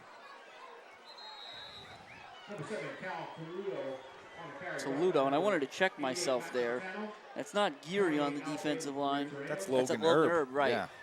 Yep, so I want to make sure we give that man his credit, and it'll be spelled by Nestico here, but nevertheless, a nice run by Toledo. Yeah, that's a good start there for the Bucks. You know, wanting to now down 3 scores. You know, halfway through the little less than halfway through the third quarter. Now the sense of urgency kind of has to show its head here. Bowen brings Hickory in motion. They're going to hand it to Toledo again, but the Red Tornadoes are ready for him. Oh my goodness. I think that was Nestico who exploded on the defensive line. Yeah, that was definitely Nestico. And that whole defensive line, you saw Shimko get up from there too. They all kind of had that stopped up, and Nestico was the one that got his hands on him and did a really good job of kind of not allowing Toledo any space. So it'll be 2nd and 10 from the 41. At some point, you think the Bucks are going to have to open this up again. Yeah, I see a play action here going to Mitchell. Just straight drop. It is looking for Mitchell, and he's behind the defense. But the ball came out of Bowen's hand so quick because he was under duress that Mitchell didn't know where it was. Yeah, it looked like there was a zig when he should have zagged from Mitchell there. But you're right. Bowen was under a ton of pressure. And with that, a straight drop, 1 step to throw that fade out there, and he still gets hit. That's just goes to show you how much pressure that that Red Tornado defense is putting on the Bucks offense. Yeah, that pass came out so quick, I think it caught almost everybody, all 22 guys on the field off guard. Well, 21. Bowen knew it came out. Yeah. Everybody else. Bowen's going to throw again. He's rolling to his left. He's looking. It's underthrown. It's caught by DeSando, though. Nice job. It looked like 28 Al Bailey for the Red Tornadoes on the coverage. Yeah. I thought he was going to be able to undercut that route, but it snuck by, and DeSando made a nice catch. Yeah, Jim, that's a tough throw there by Bowen as well, because he did not have any chance to kind of square his shoulders or anything. He threw that as he was running. So just to be able to put that, it was a little short, but even being able to get it there, it is impressive in itself. Yeah, and it was a little short for the first down as well, so on 4th and 7, the Bucks are going to be punting here, and you see Nicholas Pirro counting guys that time, Dan. Yeah. It's a good snap. It's a good kick. It's going to go to Verano, who fields it about the 28. He's not able to make the first guy miss. That's Toledo again. We've said his name a lot tonight. Having a nice game. It'll be 1st and 10 Mount Carmel at the 33. Yeah, Toledo, we keep mentioning he's not a big guy himself, but he he's able to find a way, weaving around blockers and stuff like that. A lot of the times he's the first one to the ball. And that winning game ball ticket number is 7-8. Falls at the 34. 4-7-8. Actually, so it'll be 1st and 10 from there again. PCN Sports Game of the Week here at the Silverbowl in Mount Carmel. The Red Tornadoes lead the visiting Dunmore Bucks 35-14 with 5:54 to go in the third quarter. And it's a handoff to Blessing, who makes one guy miss, makes 2 guys miss, sneaks by a third, and will be driven out of bounds. But not before picking up a Red Tornado first down out at the 46-yard line. Yeah, that's a really good run there by Blessing. You know, we talk about Blessing being kind of the bruiser of the backs, but he had some fancy footwork there when he got to the outside. When he's in open field, he can make guys miss. He's not just going to bowl everybody over. All these guys are very multifaceted backs in that backfield. Looking at your screen, you'll see at the bottom tonight's game, as far as we're concerned, locally at least, sponsored, the second half sponsored by the Pultanovich family. Certainly want to thank them for their patronage here as we continue to be able to provide really exciting games like this one. A nice pitch and catch to the tight end, Chicatano, for another Red Tornado first down. Yeah, and just trying to involve everybody has got to be difficult for Coach Dara to get everybody involved. There's so many different playmakers on this offense, they all do such a great job, and they all bring different kind of skill sets to the table. So there's so many different ways, and he does a really good job of getting everyone their touches. That was a really interesting play call because I don't know if I've ever seen a rocket screen to a tight end before. No. But that's what it looked like. Now a good ball there by Spears. He hits Schultz right in the numbers on the slant for another Red Tornado first down. And Jim, that's all a timing play. That play has to be practiced over and over and over because Spears isn't, at least from what it looks like to me, Spears isn't throwing to a man. He's throwing to a spot there because that's a play action. He gets it up and he gets it out. So he's throwing to a spot. And Schultz, the route has to be on point and the pass has to be on point. And there it was executed perfectly. The Red Tornadoes are going to stay open here. Twins to the left, the single receiver to the right. Spears goes back. He's got all kinds of time. He's looking for Schultz, and he's got him. And it's another Red Tornado touchdown. Spears to Schultz, 30 yards. The ball couldn't have been thrown any better.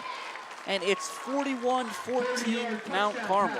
And Jim, as, I talked about it at the beginning of the game, and it continues. Like as the game goes on, as minutes tick off this clock, the confidence of Spears in that new starting quarterback role and all these other playmakers, it just continues to grow, and this team continues to get better by the play, it seems. They just continue to evolve.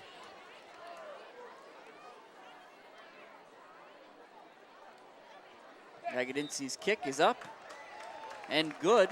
So 4:45 left in the third quarter. It's 42-14 Red Tornadoes. And Dan, I want to go back to kind of what you said about them throwing the football. So we've known, right? We watched this Mount Carmel team. We watched Coach Dara coach teams. You know they can run the ball. Yeah. Last season, in the history of Mount Carmel, was one of the most prolific rushing attacks they've ever had. Yes. You've had guys run for hundreds and hundreds of yards per game. Those all kinds of stuff. But if they're figuring out the pass. Yeah. Whoa. Yeah. this will be an offense for the ages, and that's saying something. Like you said, last year had the most prolific rushing attack in Mount Carmel football history. And you talk about some of the people, some of the history that this Mount Carmel football team has when it comes to running backs and even quarterbacks. The state championship teams, the Eastern Conference championship teams. And this team is just continuing to develop. They're building off of what they had last year. Even with the guys that were lost to graduation, they continue to build and get better in both sides of their offense. And let me remind you, Mount Carmel's been playing football for 130 years. Yeah. Right? The number above us in the press box here, as that kick is taken by Saludo, and it'll be dropped about the 34. That number above us in the press box, Dan, that states there 879 times before tonight a Red Tornado football team has been victorious. They're the winningest team in the state of Pennsylvania, the sixth most in the nation. And the team last year did something none of those other teams could do, and it's possible this team will have even more success than last year. Yeah, right. It's very impressive that considering that. Just the talent all around, up and down this whole roster, this whole lineup. Some of the best Mount Carmel teams you've ever seen. This time it's a handoff to Piga. Nestico got deep in the backfield to kind of adjust Piga's rush. He decides to turn it upfield and he'll gain a yard. Yeah, it looked like Reed and Farinato got in there to make the tackle after Piga was able to get upfield. But not very far. Reed did a good job coming from that inside linebacker spot. Farinato coming up from his safety spot to tag team that tackle. 42-14 the score here. Clock ticks about 4 minutes left in the third quarter. Dunmore has the quick strike capability, so we're going to need to see some of it soon.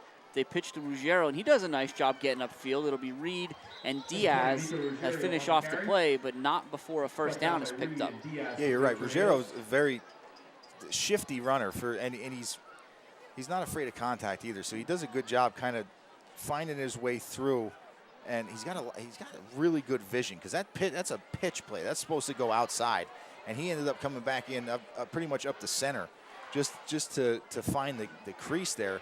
But he turned it into a first down. It takes a really good field vision to see that. Diaz will come to the sideline. Orville Fesniak out there on the far corner for the Red Tornadoes. Bowen's going to throw in his direction right away. It'll be high, incomplete, 2nd and 10. Yeah, it looked like he was going for DeSanto out there. And you're right. Fesniak came in right off the bench. They want to go right at him. And it's great coverage. Great job in coverage there. And I think we're going to have to see Bowen start throwing the ball a little bit more if the Bucks want any sort of chance to make a comeback here.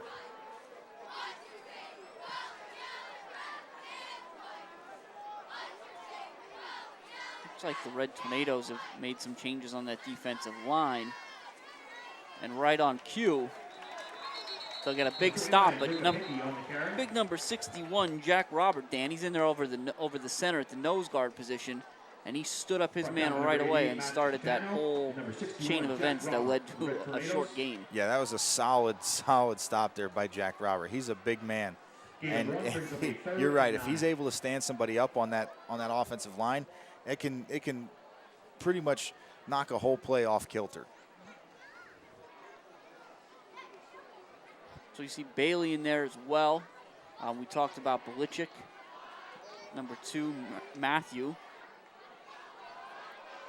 Looks like number 1, Chase, is back there as well. And right on cue, he's going to come through and finish this one off with Spears. That was to Pusilowski. It's going to bring up 4th down. We'll get a pause here for a Buck down on the field. Yeah, and that was a good job again by Bowen getting that pass out there quickly, because again he's just under a ton of pressure getting out there. And here's kind of something interesting, Dan. So while we were talking about kind of the storied franchise here that is the Red Tornadoes on the football field, at halftime we honored the 1972 and 1973 Eastern Conference champion teams. Those two teams went 24-0 over 2 years, which is pretty impressive. That's the only back-to-back undefeated seasons in Mount Carmel history. Wow. Which is impressive. And one kind of thing I think that somewhat serendipitous that they do the 1973 team tonight, they honor that team tonight, is because this is the 5th time the Red Tornadoes and the Bucks have faced off. Yeah. One of those times was the 1973 Eastern Conference Championship game. The Red Tornadoes won that contest 15-6 to claim that Eastern Conference Championship. But there was one player from the Bucks on that team that, if you're a football fan, maybe well known, even if you're outside of the Dunmore area. And this young man, when he was a young man, he coached a little bit with the Dunmore Bucks after high school.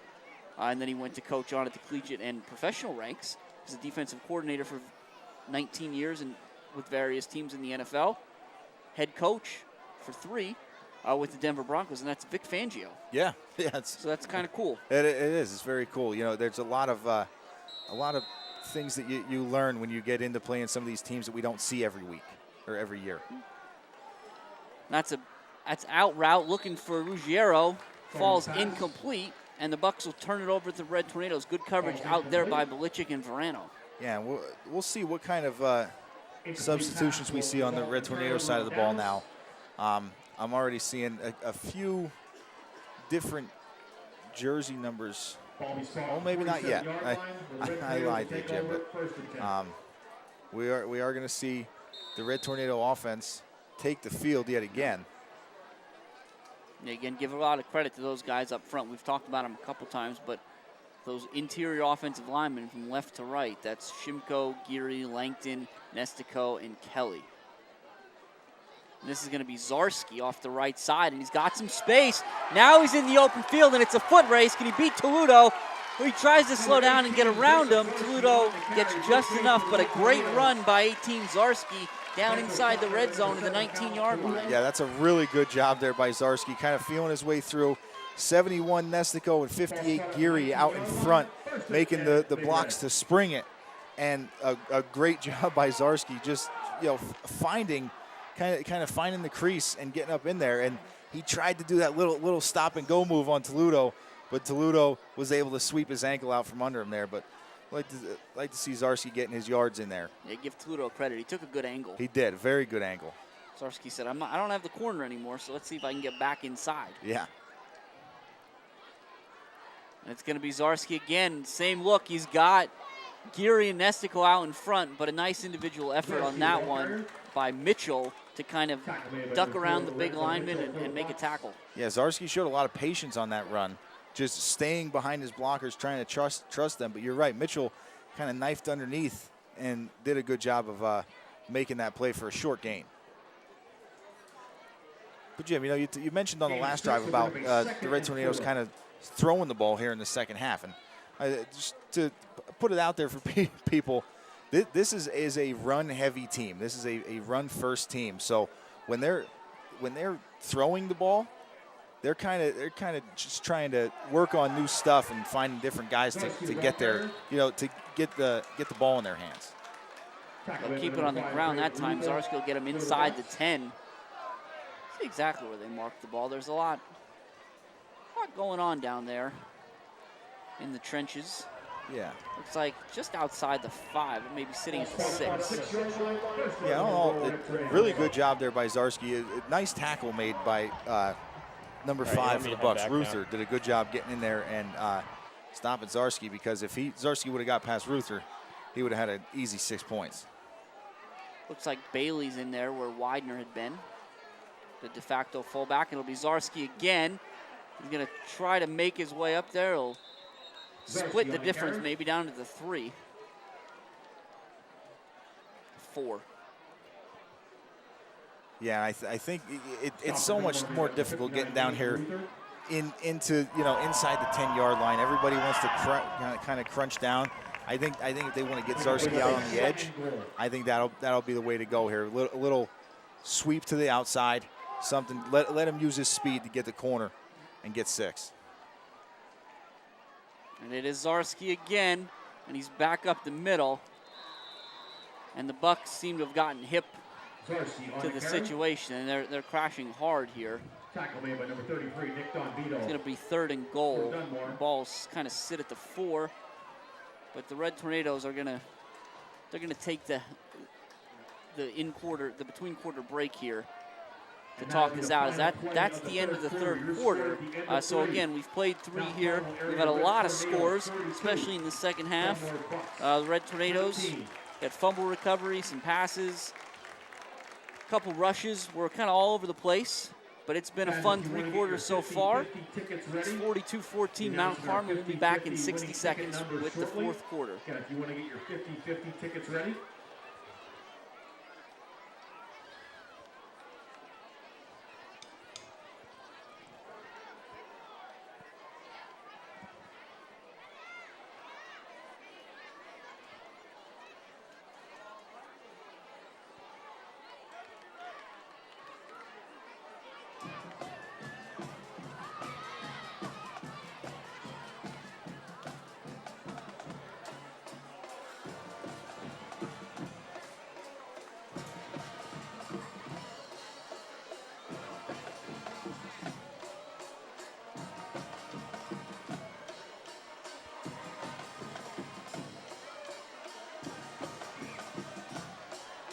So updated scores brought to you by the Tailgate Fan Club.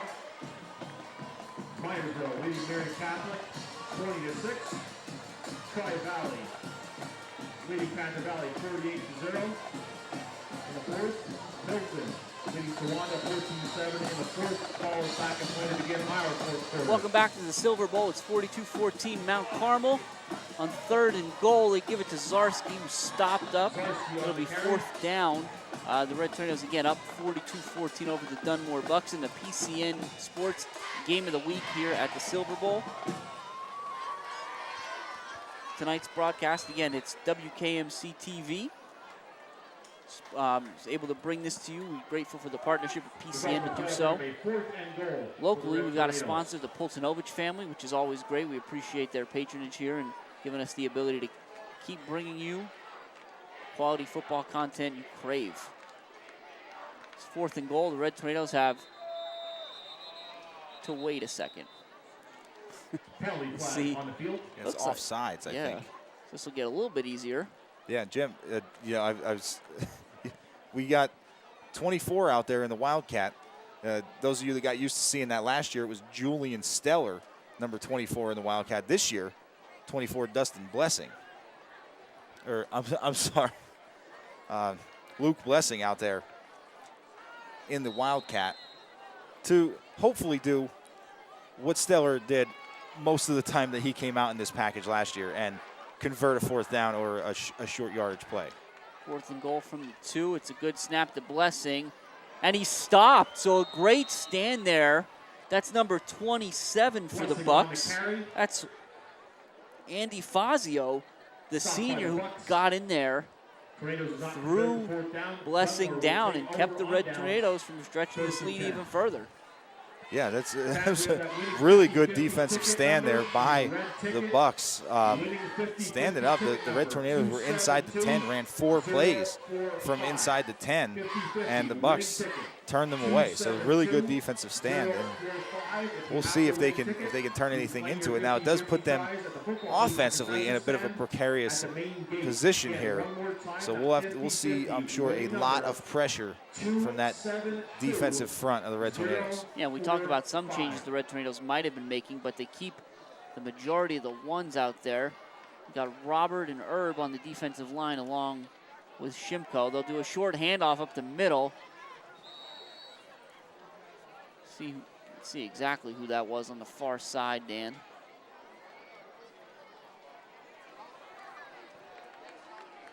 That was Malone, 45, and he almost squirted through there. Yeah, he did. He did a good job of kind of getting them a little bit of breathing room, getting it out past the 5-yard line. That way, the tailback is still going to probably be in the end zone in the I formation, but the quarterback doesn't have to be. Malone will be in front of Ruggiero, and this time it'll be Ruggiero off the left side, and he's going to get a 1st down for the Bucks and give them a little more breathing room. Nico Ruggiero on the carry. Yeah, Jim, as we go here, you see that defensive front out there is Herb, Jack Robert, and Noah Shimko in there. And they're doing one heck of a job. We saw Jack Robert, Noah Shimko both had big plays earlier on. You see that a lot of these, see Nestico and Kelly and Chicatano getting a break here on the sidelines. That's Ruggiero again off the left side. Nice play out there made by Farinato to drag him out of bounds. Yeah, it was a really good job by Farinato. It looked like Ruggiero might have had the corner if Farinato hadn't gotten a hand on him.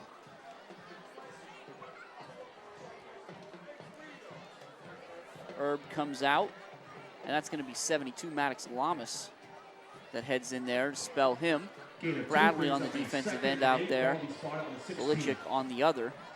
And we talked about Fesniak. He continues to lock it down in the defensive backfield.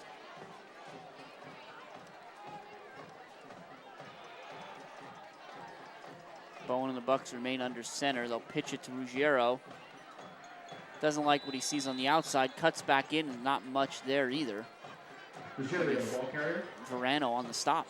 Yeah, good. We talked about it last week, and we're going to continue to talk about it throughout this season. How good of a job that these guys in the defensive backfield do in run support. They do a really good job of coming up and playing almost like a monster back. They're basically a second level of linebackers. They hit hard, and they read well. So they do a really good job of getting up there and helping run support and stopping guys for short gains. Farinato and Verano had over 110 tackles between the two of them last season, Dan. And on 3rd and 5, the Red Tornadoes jump, and that should be enough for a 1st down for the Bucks.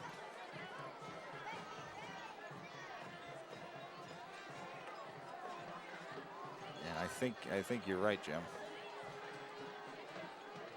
Offside penalty indicated against the Red Tornadoes. The sticks. It's always tricky with those when it's right at 5 because we call it 5, but is it 5? Is it 5.5? Yeah, you never know.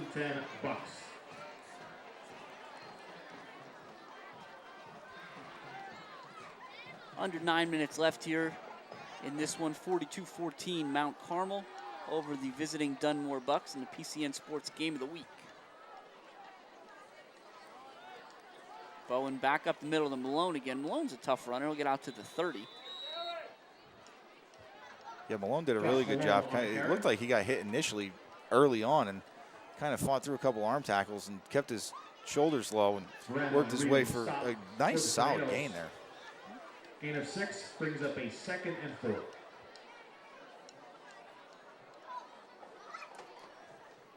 Just looking at the stadium again, we didn't talk about it a whole lot, but a beautiful crowd on hand here on the Red Tornado side. Everybody decked out in red. You had people, that maybe aren't always here that made the trip for the 1972 and 73 team recognition. So that's always a pretty cool sight to behold as Bowen gets it out to DeSando, but a sheer tackle made by Fesniak, ensuring no yards after the catch, but stop on the play, number 17, Orville Fesniak for the Red Tornadoes. About a yard short of the first. No, they're gonna give him a first down here. Okay.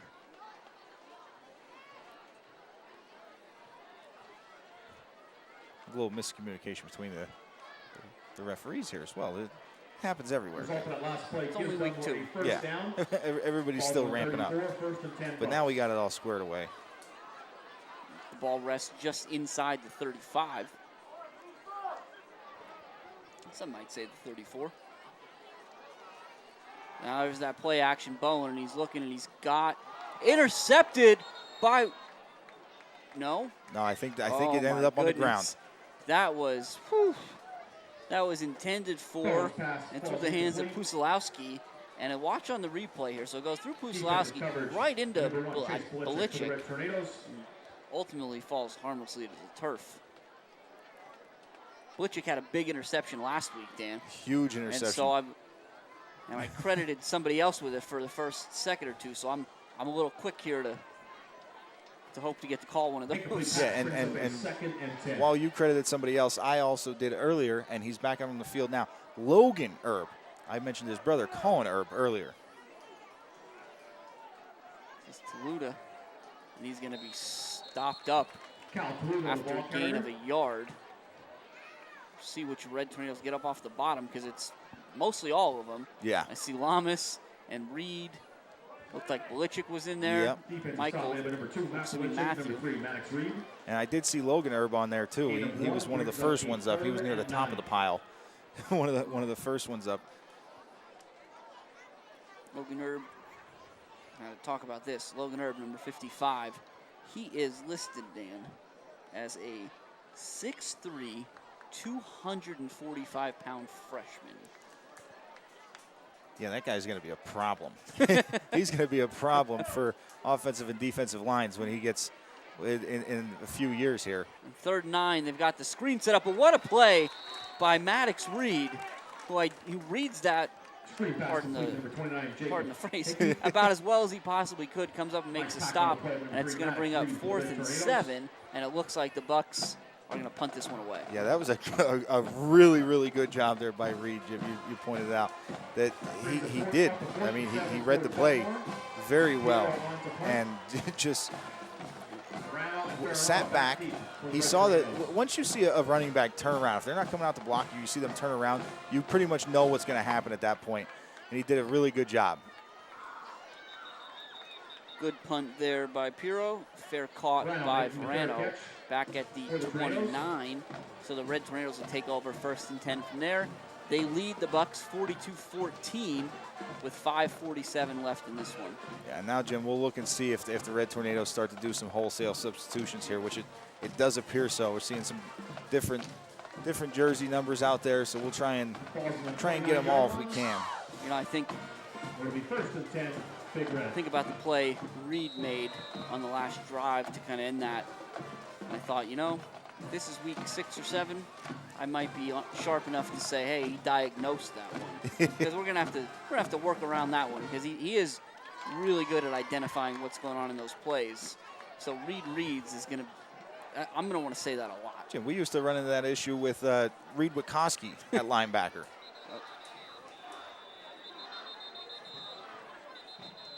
And so, as happens from time to time, the Red Tornadoes are going to take a timeout as they couldn't quite get the personnel right to get started. Yeah. So this is a good time to, again, remind you, this is PCN's Game of the Week. We've got a local sponsor here, the Poltanovich family, for the second half of this game. So we're grateful to them for sure. But again, you get to see this courtesy of the WKMC TV studio. This is at the broadcast arm, as a colleague of ours once said. Yeah. Of the Mount Carmel Area School District, so we certainly appreciate them and all they do. And again, we mentioned those kids in the first half. We want to go through again. So Master Controller, Corinne Ennis. Replay, you can thank Lucas Edmondson for that. Graphics, the cool graphics, Ava Scavery. And then on cameras, you got Hannah Forspring, Lucas Lubinsky, Sammy Zatney, Aaron McPhee, and Alyssa Trefsker. Meanwhile, on the field, Matt Belichick did everything he possibly could to get us close back to the line of scrimmage as possible. Yeah. Either he wasn't ready for that snap or a little miscommunication there, and kind of caught everybody off guard. But you mentioned, and now we're going to see more wholesale changes here. So let's try to give these kids their flowers, so to speak, Dan, as best we can. I see 31, Andrew Adams, 29, Ben Miller on the field. Is that number 16, Gavin Marshalik taking the snap, and he takes it and he hands it to number 30. Can't quite see it. I want to say 39, Michael Kimzel. Number 39, Michael Kimzel on that last carry. Yeah, it's a 9. Yeah, okay. That is correct. Yep. I also saw number 12, Andrew Lukoski out there, making a nice block.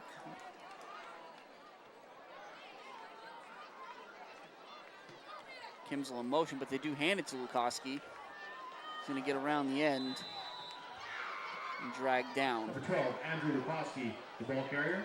So we talked about Herb 55. Let's talk about number 67. I think that's a 67. Yes, it is.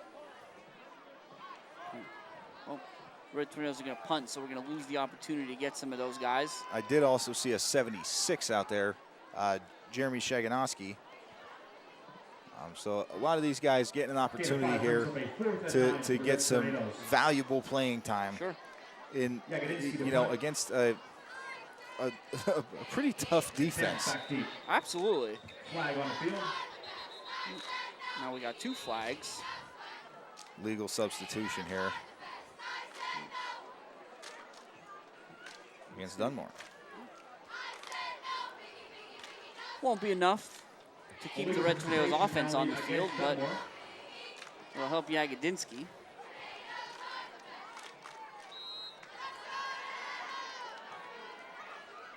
It's been a great night here at the Silverbowl. Again, we talked about it. You know, the atmosphere and the environment in Mount Carmel is about as good as you're going to find anywhere on a Friday night in the fall. It's a good punt. It's going to bounce. And ultimately, Jack McNeff for the Bucks will make the wise decision, I think, and let that one go. It was kind of bouncing in every which way. Yeah, yeah. Bounced away from him, then back towards him. So I think he made the right decision to just let that one be downed by the Red Tornadoes and let the offense come back out on the field here. Yeah, if you've never been to Mount Carmel on a Friday night, I highly recommend it. Find your way up here. Make sure you hit Matucci's for a nice pie, nice piece of pizza before the game, and then you want to catch the parade that comes right down 3rd Street here. Parade, cheerleaders, band, all the above. Leads them right to the stadium. It's unlike any other.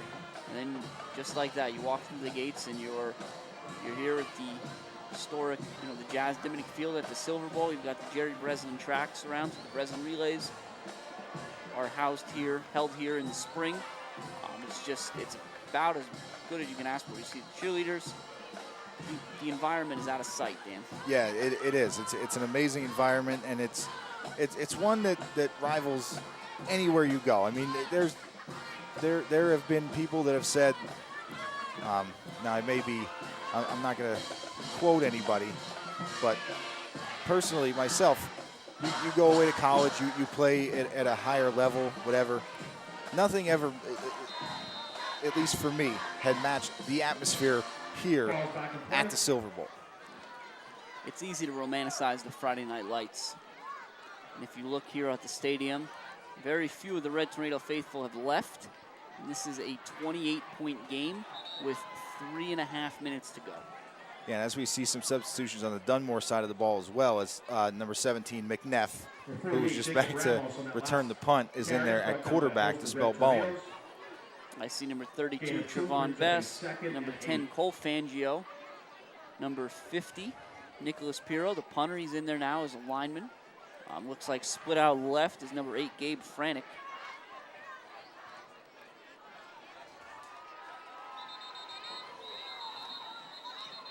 We got a stoppage here, false start against the Bucks. Yeah, and for the Big Red, we see number 7, Tate Adams out there. Number 27, Brady Walkowski. Looks like we've got 21, Bennett Williams was out there. He swapped with Ethan Urbanavage. Number 19. Yep. 79, Derek Smith in the middle. After the penalty, you'll bring up along with Gavin Demko, number 66.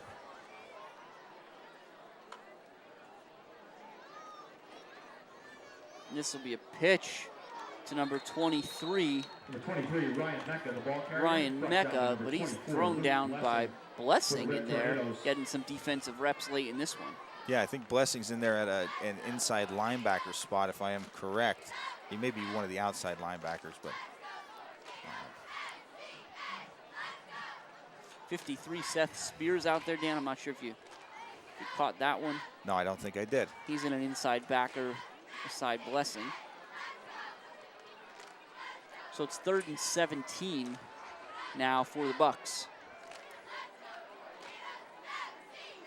Another pitch to Mecca. He's going to try to get the corner, but my goodness, Blessing ran him down. Adams finished him off. Yeah, really good job there by Blessing and Adams. It's going to be 4th down, and the Bucks will punt. Also saw Ben Miller there. It looked like he was playing the outside linebacker spot. Did a really good job of stringing that out. Didn't give him any chance for turning that one upfield, where he had no choice but to run into Blessing and Adams. 79, Derek Smith in there on the defensive line for the Red Tornadoes. Dunmore in punt formation. It's a good snap, and Pirro got a nice kick. That's going to be Adams to take a fair catch at the 50. Fair catch made by number 7, Tate Adams, the Red Tornadoes. So with 1:22 left, the Red Tornadoes will go out. Again, they lead the visiting Dunmore Bucks 28-14 here. It's week 2 of the 2022 season. The Red Tornadoes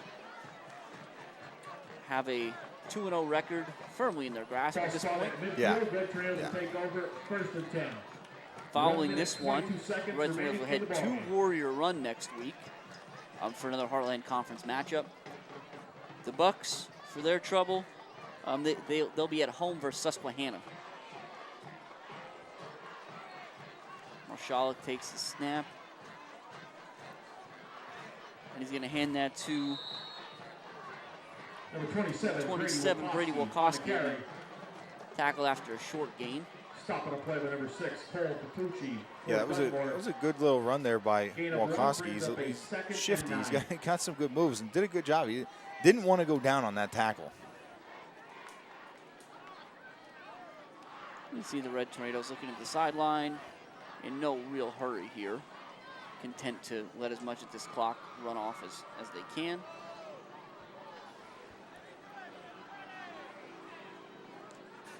And that'll be a snap to the up man. And the up man, is that Belichick? I saw a 2. No, that's Ben Miller. Okay, 29. I missed the 9. Yeah. Right. And Dan, I wanted to ask you before. You very quickly mentioned when Andrew Adams went in the game. He was actually the first one you said. Yes. Any particular reason why?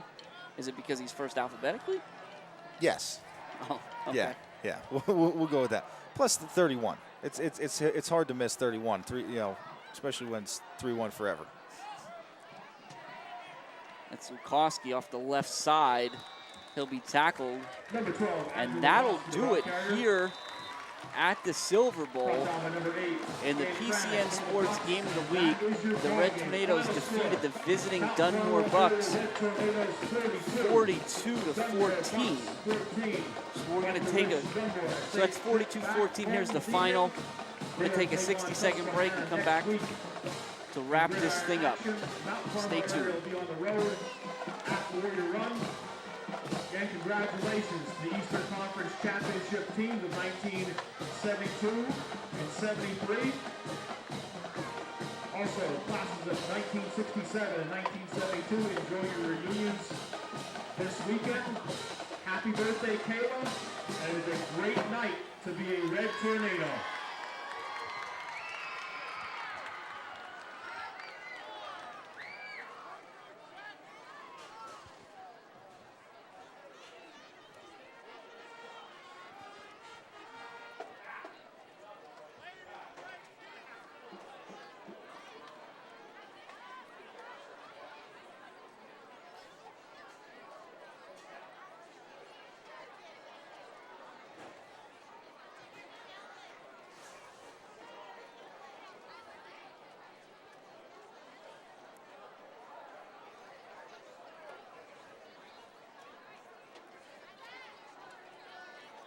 Hey, welcome back to the Silverbowl. This was PCN's game of the week. We saw the Red Tornadoes defeat the visiting Dunmore Bucks 42-14. The Red Tornadoes got the scoring off right away with a fumble recovery by Nick Nextico that put the Red Tornadoes up 6-0, and then we had a touchdown pass from Spears to Schultz. That was one of two that would happen, followed up by the Bucks getting on the board. Quarterback Thomas Bone to Dominic DeSando, 14-7 at that point. And the Red Tornadoes answered back with a 26-yard rush by by Michael Farinato to make it 21-7. The Bucks responded with an 85-plus yard kickoff return by Daniel Piga, and then it was all Red Tornadoes after that in the second half. The Red Tornadoes put 3 scores on the board. Farinato 21 yards again at the end of the first half, 2 in the third quarter. 2 in the second half. Diaz from 28 yards and Spears to Schultz to make it 42-14, our final. Yeah, and Jim, you mentioned it right after that Spears to Schultz touchdown, and how amazing this offense has been on the ground. Yeah. And now you add in that other dimension with Spears having a lot of success throwing the ball and looking very, very good doing so. This team is going to be a problem for a lot of defenses because you can't just scheme to stop one thing. You know, you have to stop the run and the pass if you want any chance of keeping this tough Red Tornadoes team off the scoreboard. Yeah, I would say very, very sincerely to those of you that are still out there with us, make sure you stick around and follow this Red Tornado team throughout the season. So one thing, again, we just want to thank PCN. A friendly reminder, PCN's Game of the Week series, that'll continue next week with live coverage of Loyalsock versus Southern Columbia. You can watch that on cable, on PCN, or stream with PCN Select. The Red Tornadoes, for our business, will be at Warrior Run for week 3. But I think it's about time for us to get out of here, Dan. Yeah. It seems a good place to wrap. So I'm Jim Lesko. And I'm Dan Lesko. And for Jose Gonzalo, it's been great to have you here for the PCN Game of the Week. We'll be at Warrior Run next week. We hope you are too. Thanks and good night.